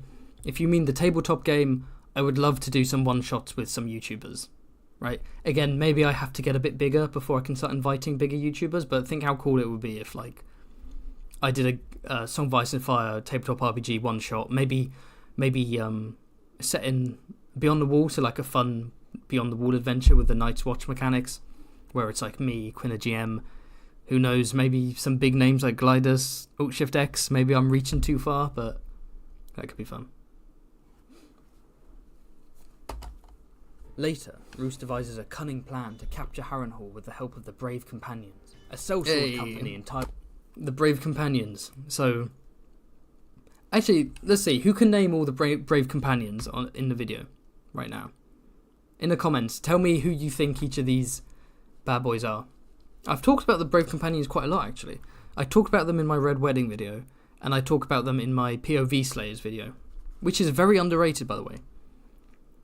POV Slayers, where I talk about Ilyn Payne. So it's not about the people who give the orders to kill characters, to kill or maim characters. It's the characters who do it. So Ilyn Payne killing Ned Stark, Zolo the Fat chopping off Jaime's hand, Raymond Frey killing Catelyn.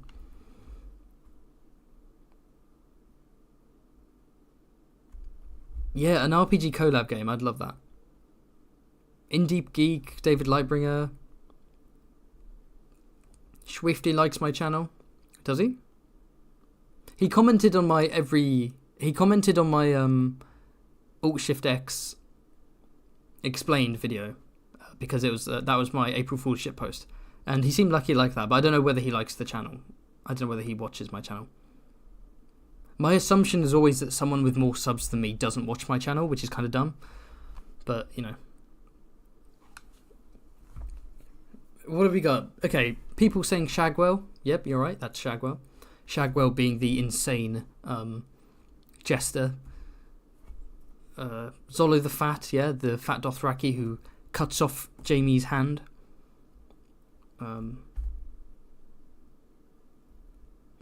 Hote, that's not Hote. Vargo Hote has not popped up yet.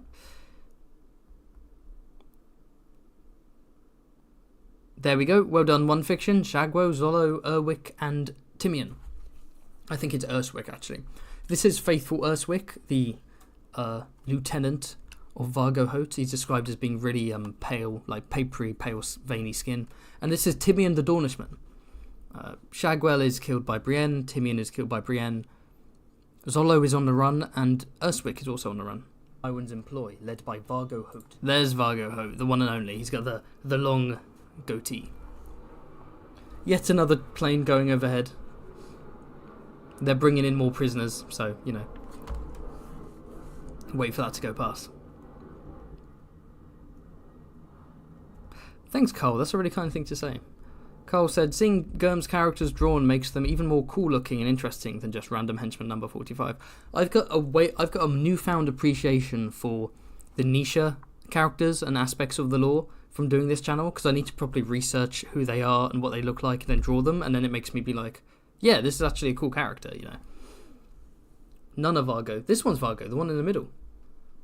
He's got the green cloak and he's got the long beard. He's got the long goatee beard.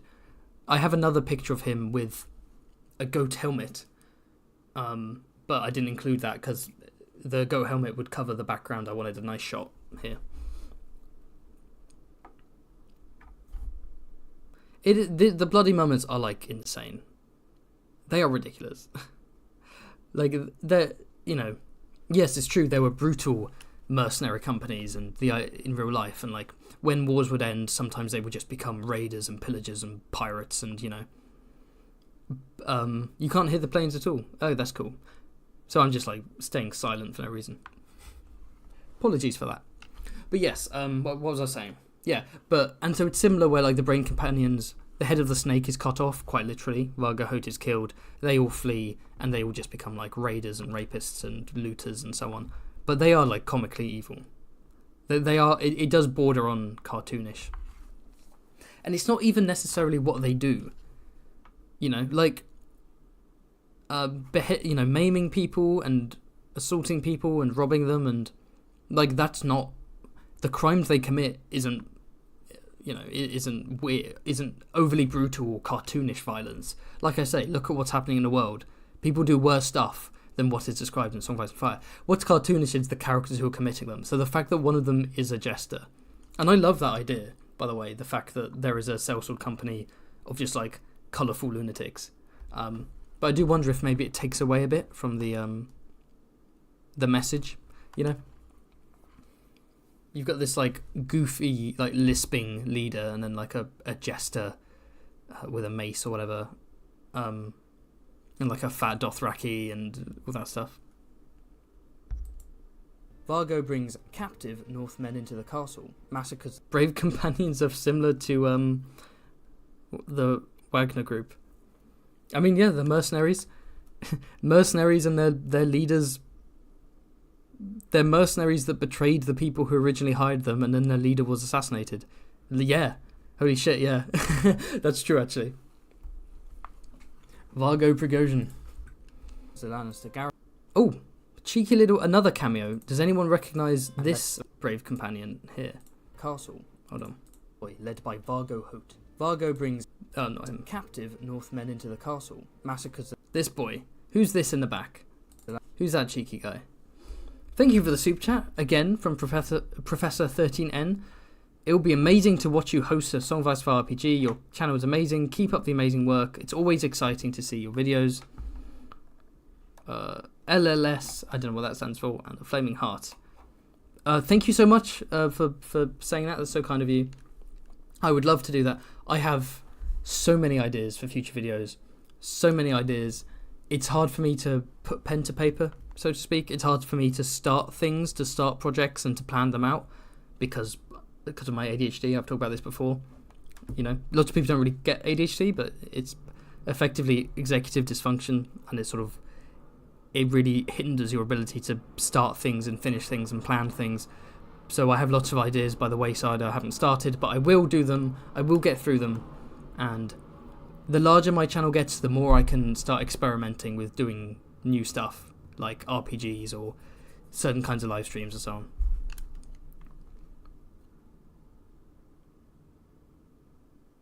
Rorge, yeah, Rorge.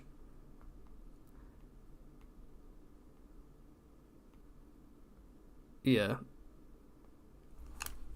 Honestly, a video on Rorge. I should do a video on like the most evil Song of Ice and Fire characters, or even yeah, like I said earlier, a tier list. Did I say this earlier in the video? I'm thinking of doing a live stream which is assigning real life crimes. Excuse me a second. Excuse me. Assigning real life crimes to a Song of Ice and Fire characters, like putting them on trial, and then I'll do polls for you guys, and you get to vote on whether they're guilty or innocent. That could be a really fun one. A live stream of me making my drawings. Unfortunately, for now, I can't do that for two reasons. One, I literally tried to do that with my patrons a couple of hours ago. But for some reason, when I use Photopea and I'm streaming, you can't see it on stream, but my Photopea like lags and sort of like spasms and moves around, and it's impossible to draw. It's just a weird visual glitch, and it's a nightmare. And secondly, there's a lot of pressure with people watching me draw, and I feel like I can't really do as good as a job unless I prefer sort of being plugged into a podcast and doing it, you know, without people watching. How would you do Biter since I don't do mouths? I've done Biter. I think he's in my POV Slayers video. I gave him a mouth. Basically, I was like, some characters, you know, they need mouths. So he's one of my few characters that has a mouth. A reading with animation.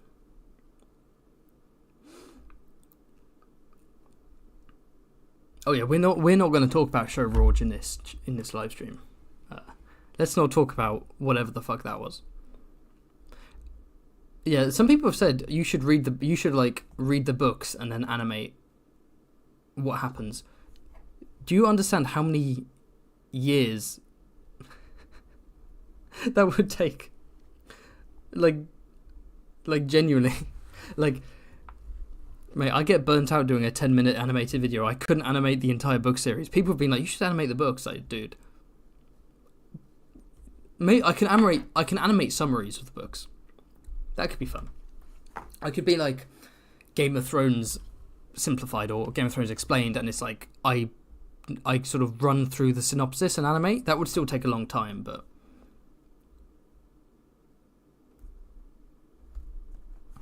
Daenerys the garrison and lets the rest of Roos's forces into Harrenhal. The old Roose switcheroo, where he persuades the brave companions to side with him instead of the Lannisters. At some point during the war, House Frey and House Bolton... Yeah, it would take me 12 years to make to make every single book, and by the time I finish the dance, Winds might be out. Decide to betray the Starks. Yes, animation is time consuming. People don't realize this. Again, I'm not doing like a get everyone violin emoji, please. Get your tiny violins out for Fantasy Haven. The poor YouTuber who has good views, who's complaining about his YouTube. But animation is tough. I don't consider what I do to be animation even, and that's not like a humble brag. Like, I don't like it when people call me an animator, because like I make an asset and I move it from point A to B, and I sometimes spice it up. But like to me, that's not like animation. But it's hard because, you know, you have YouTube channels and they're amazing, but they're basically like slideshows where you narrate something and then like there's a slideshow over it, with really good editing. So you have obviously Alt Shift X and Alt Shift X, Quinn the GM, all those great channels. But like those kind of videos, easier to do. Videos like this, every second has to be animated. Something needs to be moving every second, otherwise it's not interesting enough, right? Because our attention spans are so... Thank you for the violins. The attention spans are so short nowadays, that like I can't just have a picture. Like the characters always need to be moving, something needs to be happening, and it's really time consuming. Like, yeah, it's about as much as South Park does. This channel is basically the South Park of animated content. If you want the details of the Red Wedding's twist...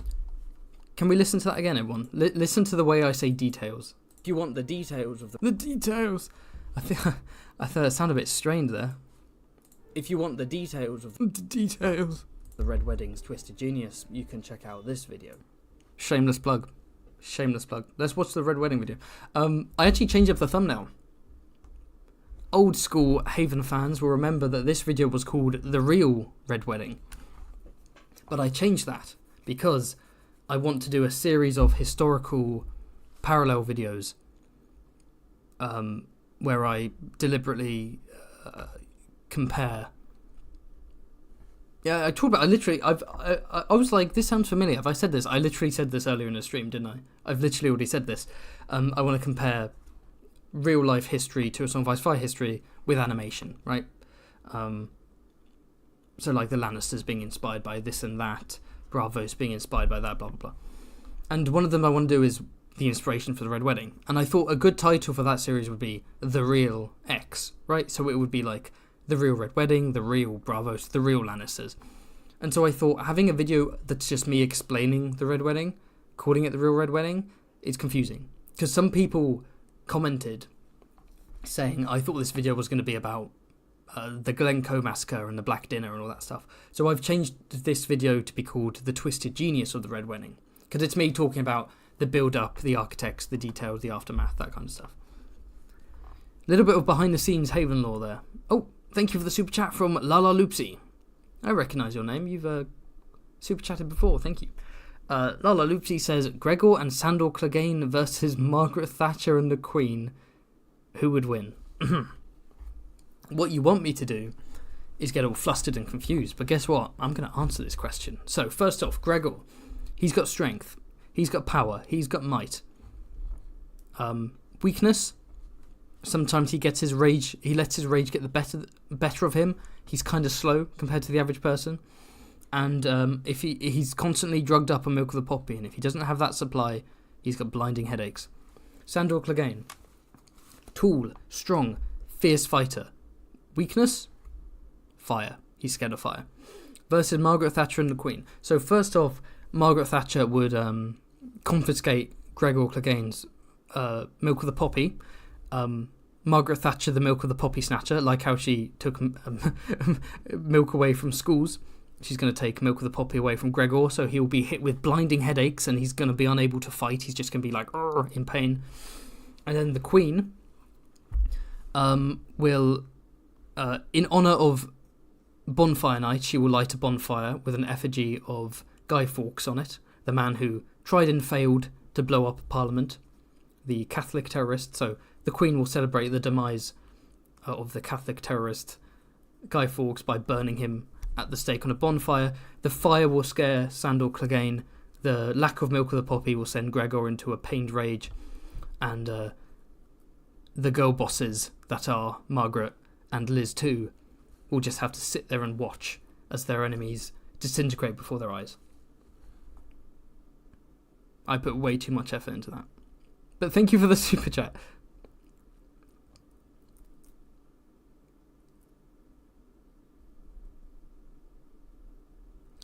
Bum, bum, bum.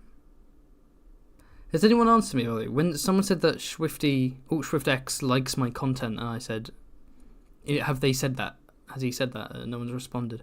Because as far as I'm aware, he doesn't know who I am beyond the April Fool's shitpost video. If he does like my stuff, that would be amazing, but I'm not sure if he does. Cobalt Blue does not give up. He's saying, can you do a Battle of the Blackwater video? Sure, I can add it to the list. Yeah, I haven't done any like battle style videos. I'd have to teach myself a new form of animation for that, I think. Catherine de Medici.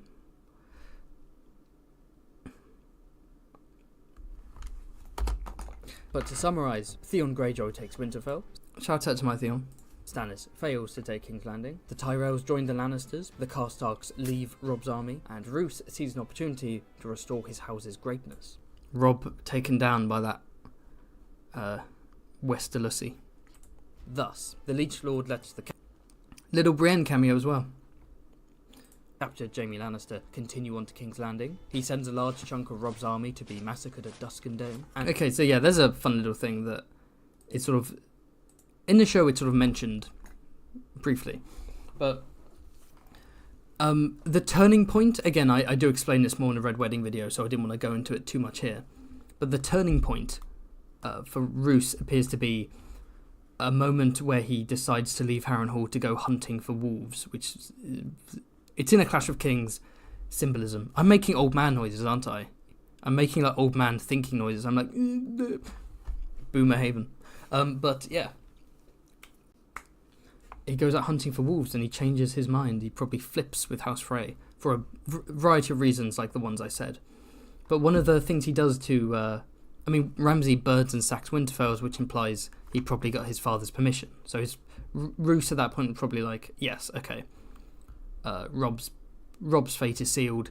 Let's make things worse for him so that this war ends faster, so I can be Warden of the North faster. Ramsay, fuck up Winterfell, destroy their morale. He sends a bunch of men. He sends Robert Glover and I think Helman Tallheart to take Duskendale. Strategically, there's no reason to do that, and they're both captured, and like a third of the infantry are murdered.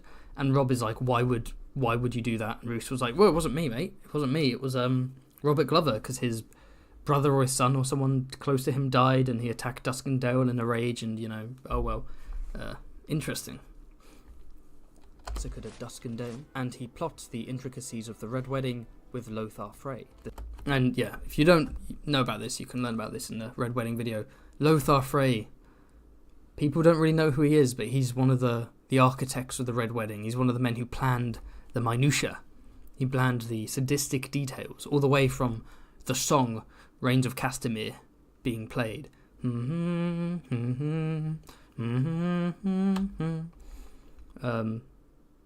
Yeah. You're welcome, I guess. Do you have a Discord? There's a patron Discord, and that's for every tier. So, like, yeah, I don't think it's fair when people are like, you can only enter the patron Discord if you pay this much. It's like every tier can enter the Discord. That's like bare minimum. You hop in, we chat, exclusive voice chats, memes, shit posting. Okay. The Steward of the Twins. At its climax, Roose personally stabs Robb Stark in the heart. Meanwhile, up north, Ramsay Snow kidnaps and marries Lady Danella Hornwood to take control of her late husband's lands, and leaves her to starve to death in a tower. So the bit of the video I talk about Roose, then I move on to what Ramsay's up to. So I talk about this in a bit more detail in my Manderley video, where essentially this is Wyman Manderley's cousin, by the way. Donella Manderley, but she marries Lord Hallis Hornwood, who we saw earlier, actually. Where is he? There he is. He dies in battle. He dies at the Battle of the Green Fork, and his son, Harwin Hornwood, I think, dies at the Battle of the Whispering Wood, and so there is no one in the main line of Hornwood to take over. And so temporarily the lands belong to the widowed Donella Hornwood. And there's a bit where she goes to Winterfell because Bran hosts a feast, and then different characters are sort of trying to see if they can maybe talk to her and if she'd be interested. So, for example, Roderick Cassell talks to her. Wyman Manderley wants to marry her, his own cousin, because he realises that marrying her means he can secure Hornwood lands, which, Hornwood lands border Manderley lands. But instead, she leaves, and on the way home, Ramsay kidnaps her and then forcefully marries her and is like, okay, I now rule the Hornwood now. I don't care if that's kind of illogical, I rule it now. And he sends in his men from the Dreadfort to occupy the Hornwood. And after he marries her with like a drunk septon, or he forces a septon or something, he's like, I don't need you anymore because I now own the Dreadfort, the Hornwood, and he leaves her to starve to death. And there's a really interesting a little seed that he put in early, which is that Lady Hornwood, she's eaten her fingers off. She's bitten her fingers off. And what they say is, oh, she must have done that out of starvation. But that's not really what starving people do. They don't eat themselves, as far as I'm aware. Maybe some do. But we also know that when Reek/Theon was being tortured, he wanted to bite off the parts of him that had been flayed. So the implication there is that, we're never exclusively told, but it's implied that, retroactively we realise Lady Hornwood was probably had her fingers flayed, and then she was left in a tower, and then she tried to bite her fingers off to stop the pain. Which is lovely. That's delightful. But yeah, I don't know what Ramsay's long-term plan was. Like, the bastard son of Roose Bolton forcefully marries the widow of the Lord of the Hornwood and is like, I now rule the Hornwood, and expected no one to do anything about it, but he is a psycho, so. In a tower. During one of Ramsay and Reek's hunts, so Roderick Cassell descends on them with his men. Ramsay switches is clothed with Reek, and so Roderick Cassell goes to hunt him down, and it's implied that Roderick and Donella kind of got on and maybe liked each other a bit, so Roderick may be motivated quite strongly here, where he wants to hunt them down. And so what actually, I didn't go into too much detail, but what happened here is that Ramsay sees Roderick and his men coming. Obviously, they hunted this girl on 2 horses. One of the horses goes lame, he has a lame foot, a lame leg or whatever. And he realises that only one of them can escape. But instead of choosing to escape, he switches clothes and gets Reek to escape.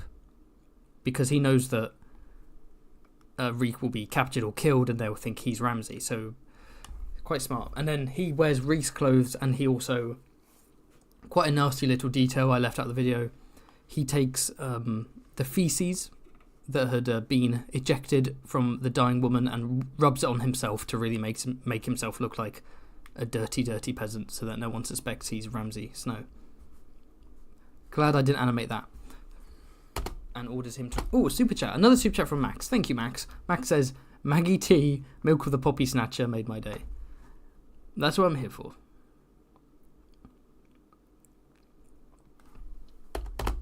Oh. Reek is slain and Ramsay is captured, and everyone believes the bastard of Bolton to be dead. Theon Greyjoy and his Ironborn capture Winterfell, and the cunning bastard pledges his loyalty to them. He promises... Roderick should have hanged Ramsay/Reek. Well, I think that was the plan. They captured Reek, aka Ramsay, and threw him in the dungeons. They're probably going to execute him, and Ramsay was like, okay, I've survived up until now. I need to use my wiles, get myself out of this situation. And fortunately for him, Theon takes Winterfell, and then he becomes the devil on Theon's shoulder, basically being like, kill this person, kill that person. He's the one who comes up with the idea of killing the miller's boys, who may be Theon's children. Pretty dark theory. Killing the miller's boys and flaying them and presenting them as Bran and Rickon, and so on. And then he says, "Okay, Theon, now that I've earned your trust because I've helped you out, let me go back to the Dreadfort." And that's how he escapes. Pledges his loyalty to them. He promises to ride to the Dreadfort and return with an army to save Theon from Roderick. Yeah, low cunning is a good way to describe Ramsay. Is he smart? No. Is he intelligent? No. He does have low cunning, you know.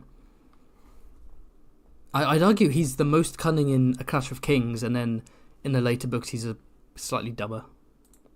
Which he does before sacking Winterfell.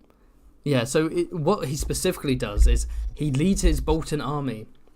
I hope you like the Flayed Man armor, by the way. I didn't have time to make the Flayed Man helmet, but maybe in the future. But he marches on Winterfell, and Roderick, of course, they see the Bolton army come, and they're like, "Oh, you've come to help us siege Winterfell, thank you." And Roderick rides up to him and, like, puts his arm out to shake his hand, and Ramsay cuts his arm off. So in the show, Roderick is beheaded by Theon. In the books, his arm is cut off by Ramsay.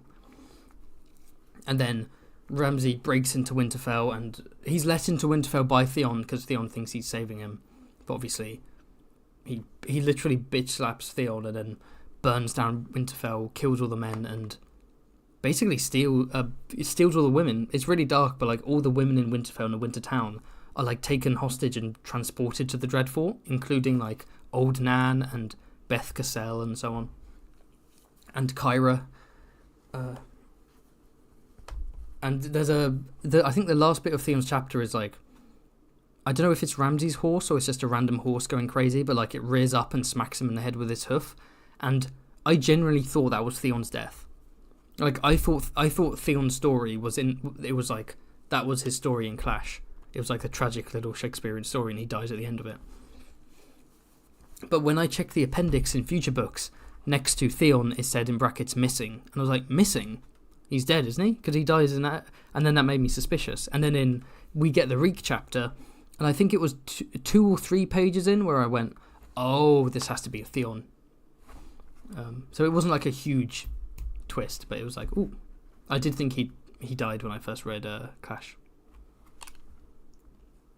And I read the books before I watched the show consciously, so I didn't know who Reek was. So the Reek Ramsay reveal was like an actual twist. I think I'd heard of Ramsay Snow, so when they were like Ramsay Snow died, I was like, oh, isn't that a guy from the show? But the whole Reek Ramsay twist, that's a really cool moment that would have been fun to see in the show, but I think just budget reasons they couldn't. And to make the Winterfell plot simpler, they, you know. Burning the Winter Town. But that could have been such a cool moment.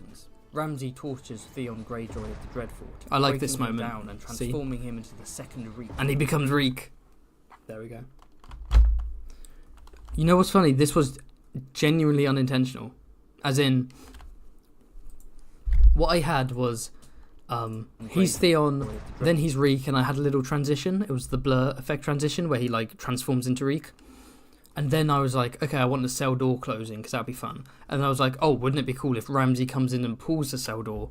And I didn't change the background, but what happened is Ramsay goes over him during the transition. So then when he comes back, it's Reek. And that was unintentional, but I was like, oh, that looks really cool. I didn't even realise I'd done that. A mutilated, servile creature. Shout out Following to the Red Wedding, Roose Bolton is named Warden of the North, while Ramsay is legitimised and named Lord of Winterfell. So yeah, Roose becomes Warden of the North, Lord Paramount of the North, ruling from the Dreadfort, while Ramsay is given the remains of Winterfell, which they start rebuilding. And he becomes Lord of Winterfell. And to legitimise his rule, he marries Arya Stark, because the Lannisters claim to have both Sansa and Arya Stark, except Sansa escapes, so they only have Arya, except they don't have Arya.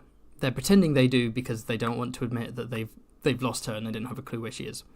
And what they do have is a northern girl of similar age, that being Jane Poole, who is, I don't know whether George was, like, dumped by someone called Jane or something, but Jane Poole suffers so much. It's nasty. It's unnecessary. But he marries Jane Poole. To secure their position, the And Boltons host a wedding yeah. at Winterfell between Ramsay and Arya Stark. And of course, I think, yeah, they act like it's Arya. Maybe some of them think it is, but see, it makes no sense in the show where he marries Sansa, and not like a body double, but actually Sansa. But then no Northern Lords come to see it, so it's like, what's the point in it being Sansa? What's the point in Littlefinger selling Sansa off to the Boltons in the show when no Northern Lords come to the wedding to see it happen? They're just told it happens. It's like, well, you could have married any redhead and said, oh yeah, this is Sansa. It's so stupid. Anyway, yeah, he marries Jane Poole, and she suffers quite a lot. And again, it's like, it's implied, bruises, stuff like that. There's the infamous line where she says, please don't hurt me, I'll do anything, even with the dogs, which implies that Ramsay's getting his dogs to do stuff with her. Very nasty. And then she's rescued by Reek. In fact, yeah, this last section of the video is very very brief, only because I feel like I've talked about this bit enough. Like in Quinn the GM's 25th anniversary of A Dance with Dragons, I talk about the Theon chapters and why I like them. In my Red Wedding video, I talk about the aftermath. In my House Frey video, I talk about the aftermath. And I've sort of talked about the whole tension in Winterfell and the Boltons enough that I got a bit bored, and I was like, let me do it quicker. But maybe I should have detailed this more, because I barely talk about Dance in this video. Maybe I should have talked about Dance with Dragons a bit more. But there we go. And also, this outfit is specifically what Ramsay is described as wearing in the book, because I pay attention to detail. During the wedding, he has a black doublet with red blood drop garnets, and also Ramsay has an earring. Ramsay's got a cheeky stud, which lots of people don't know.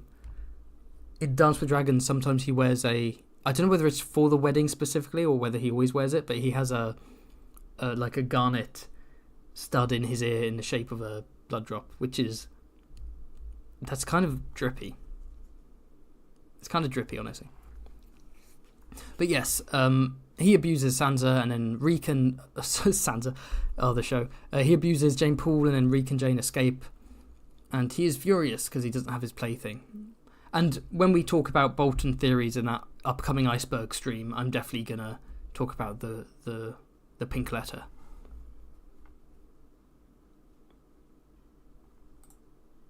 Except it's not Arya Stark, but Jane Poole in disguise. It's a whole thing. I was like, it's a whole thing. I've discussed it in other videos. I'm not going to explain why. It's a whole thing. Despite their newfound power, the Boltons are despised. Roose is a kingslayer, and Ramsay is an infant. Also, did you guys notice what I do with the Red Wedding stab? My boy's warging. He's warging into Grey Wind. That's one of the theories. Before Robb Stark as he was dying, he warged into Grey Wind and then died a second death as Grey Wind. And then people theorise that, likewise, Jon Snow, when he's stabbed to death, he's going to warg into Ghost in Winds of Winter. And Ramsay is an infamous murderer. Winterfell is ensconced in a blizzard, Stannis Baratheon is marching against them, and the loyalty of the lords and ladies within the castle is in question. So here we have Wyman Manderley, who obviously, check out my History of House Manderley, he hates the Boltons, he's playing them like a fiddle, and he's turning Freys into pies. This is Horsebane Umber, Hother Horsebane Umber, called so because apparently a allegedly male whore tried to rob him, and so he gutted him. He's supposedly siding with... he's the Great John's uncle, by the way. Supposedly, he's siding with the Boltons, but it's possible that he's actually working with his brother, Crowfoot Umber, against the Boltons, and he's like a spy on the inside. And then we have Barbary Dustin, who hates the Starks, but also hates the Boltons, so we don't know which way she'll turn. From kings to vassals to wardens of the north, perhaps in the Winds of Winter, the House of Bolton will finally meet its end. Or perhaps the Lords of the Dreadfort will, as always, cling on to power like skin clings to flesh. To learn... That might be my coolest outro. Come on, that's my coolest outro, right? Cling on to power like skin clings to flesh. Boom, to slam shut. Your boy worked hard on this one. Learn about a truly extinct house. Check out this video about the reigns of Castamere. Boom, transition. Shout out to my patrons. They get a double shout out here.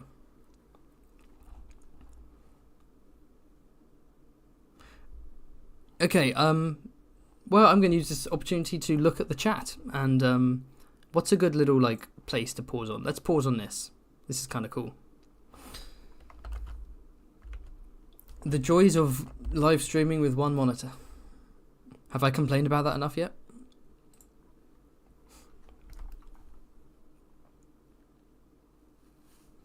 Let's see what the chat's saying.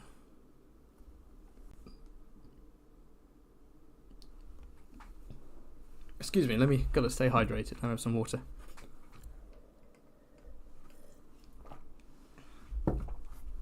There we go. Okay, so yeah, I think we're gonna wrap up soonish, maybe in the next 10 minutes. I'm gonna see what the chat has to say. If there's anything else you want me to talk about, I will. If you've got any more super chats to send in suggestions, theories, questions, or just to support the channel, feel free. But let me see what people have to say. Oh, by the way, did you enjoy this stream? Was this like a fun stream idea where I sort of go through the video and casually chat with you, answer questions, and discuss the books, discuss the show, sort of discuss the behind the scenes process of the video? Because I've done a few streams in the past where I've talked about the video I've just done, right? So like the Range of Castamere, where I just sort of talked about House Rain and the Revolt and the Manderley live stream. But those live streams kind of sucked a little bit. There was just me like getting different layers on Photo P, which is basically the free version of Photoshop, and getting picture stuff. They kind of sucked. I kind of prefer going through the video and pausing and discussing it like that. I thought that was cool.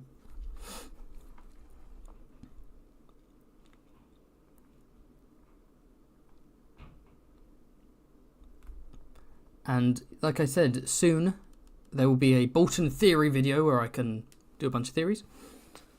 And then there's a really fun one I want to do, which is, I've got a load of ideas in the works, but I do want to do the whole accusing the Song of Ice and Fire characters of modern day crimes, and then you vote on whether they're guilty or not. That could be really fun. Yeah, thank you, Andre. It's kind of you to say.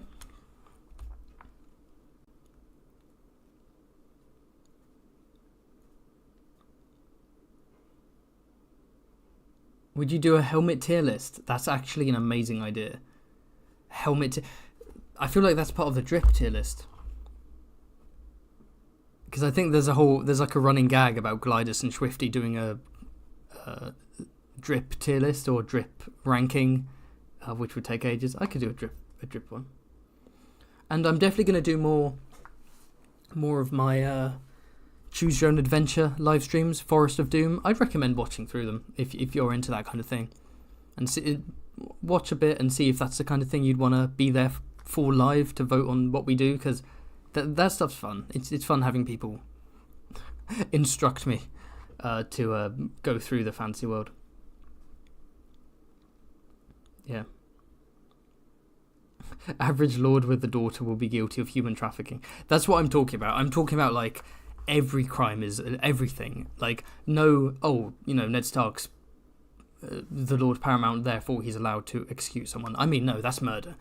Him beheading someone is murder. That I'm talking about, like, really, they are implanted into modern day. Everything illegal they are then accused of. And then I'll rack up, like, the amount of time in jail they'd spend. Not even Ned Stark would be safe. Yeah, this is like director's commentary. This is what this live stream is. I make a little movie for you and then we have director's commentary. Because a lot of these kind of YouTube channels, I find that they're a bit detached from the viewer. Like, they will post a video like this, like animation or something cool and detailed and fun like mine, but then they don't talk to the community.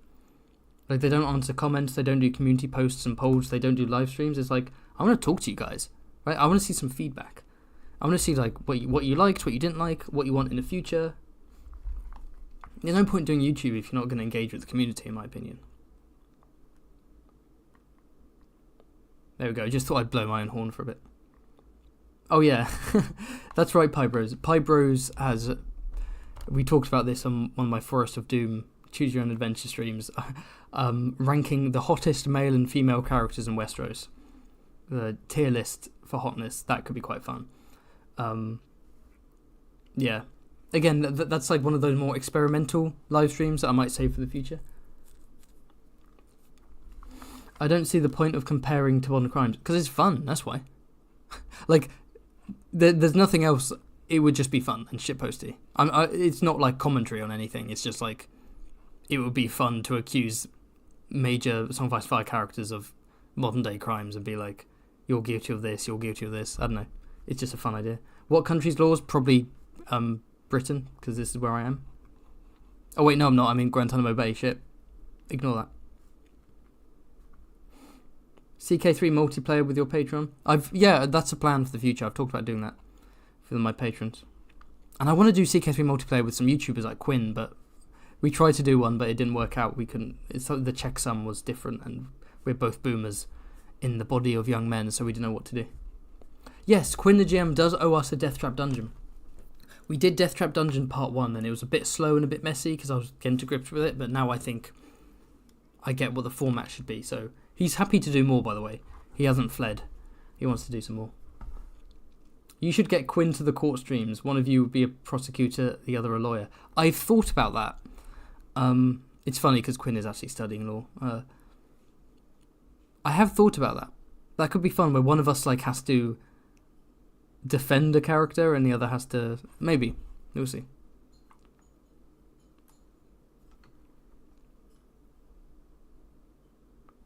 You don't get it, but you'll watch anyway. I mean, that's like saying why do Gliders and Swifty rank food descriptions? Like, it's fun. It's dumb and it's fun, you know? Just how it is.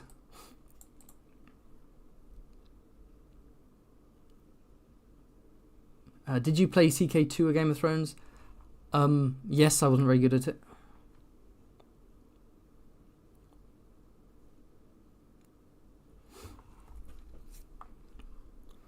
Checksum means we have different mods or games, and yeah, we spent hours like getting the right mods, getting the right game versions, and we just couldn't do it. How old are you? I'm somewhere between 20 and 92. How old do you think I am?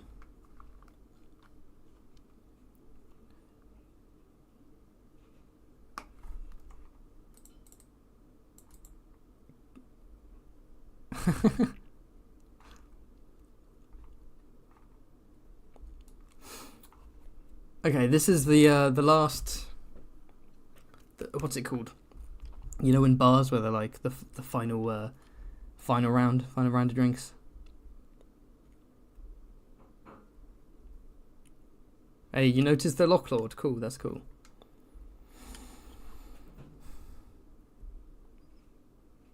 Okay, people are guessing 24, mid-20s, 23, 20, 25, 26, 91. 2 people think 91. Closer than you realise. 21. 104. Okay.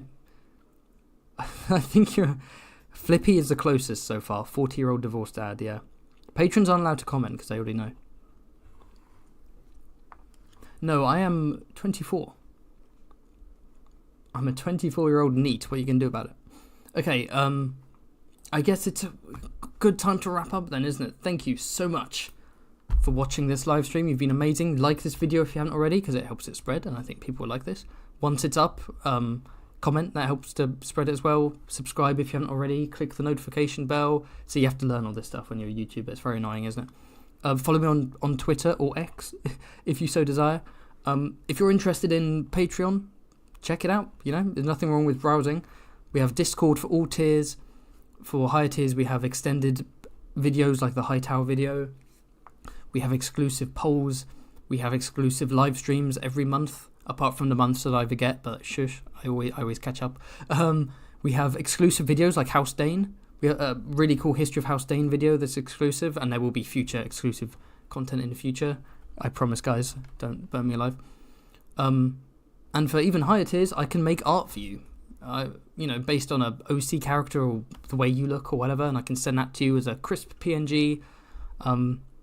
Even higher tiers, you get, you know, name in the description, name at the end of the video, shout out, and the highest tier of all, known as the Lord of Light, means that you get to cameo in my video where you probably get brutally killed off. And perhaps the most important part of being a patron is that you get a special role and a fun colour in the Discord. Because that's a good thing to spend your money on, isn't it? Okay, I've done shilling myself. Like I said, this isn't my hobby, this is my job, so I sort of have to, I have to shill. Thank you for coming. There are still 60 people in the, there are 60 people in the chat, that's actually amazing. Usually when you start doing the whole obligatory, like, subscribe, check out my Patreon, they just, like, people are like, bye.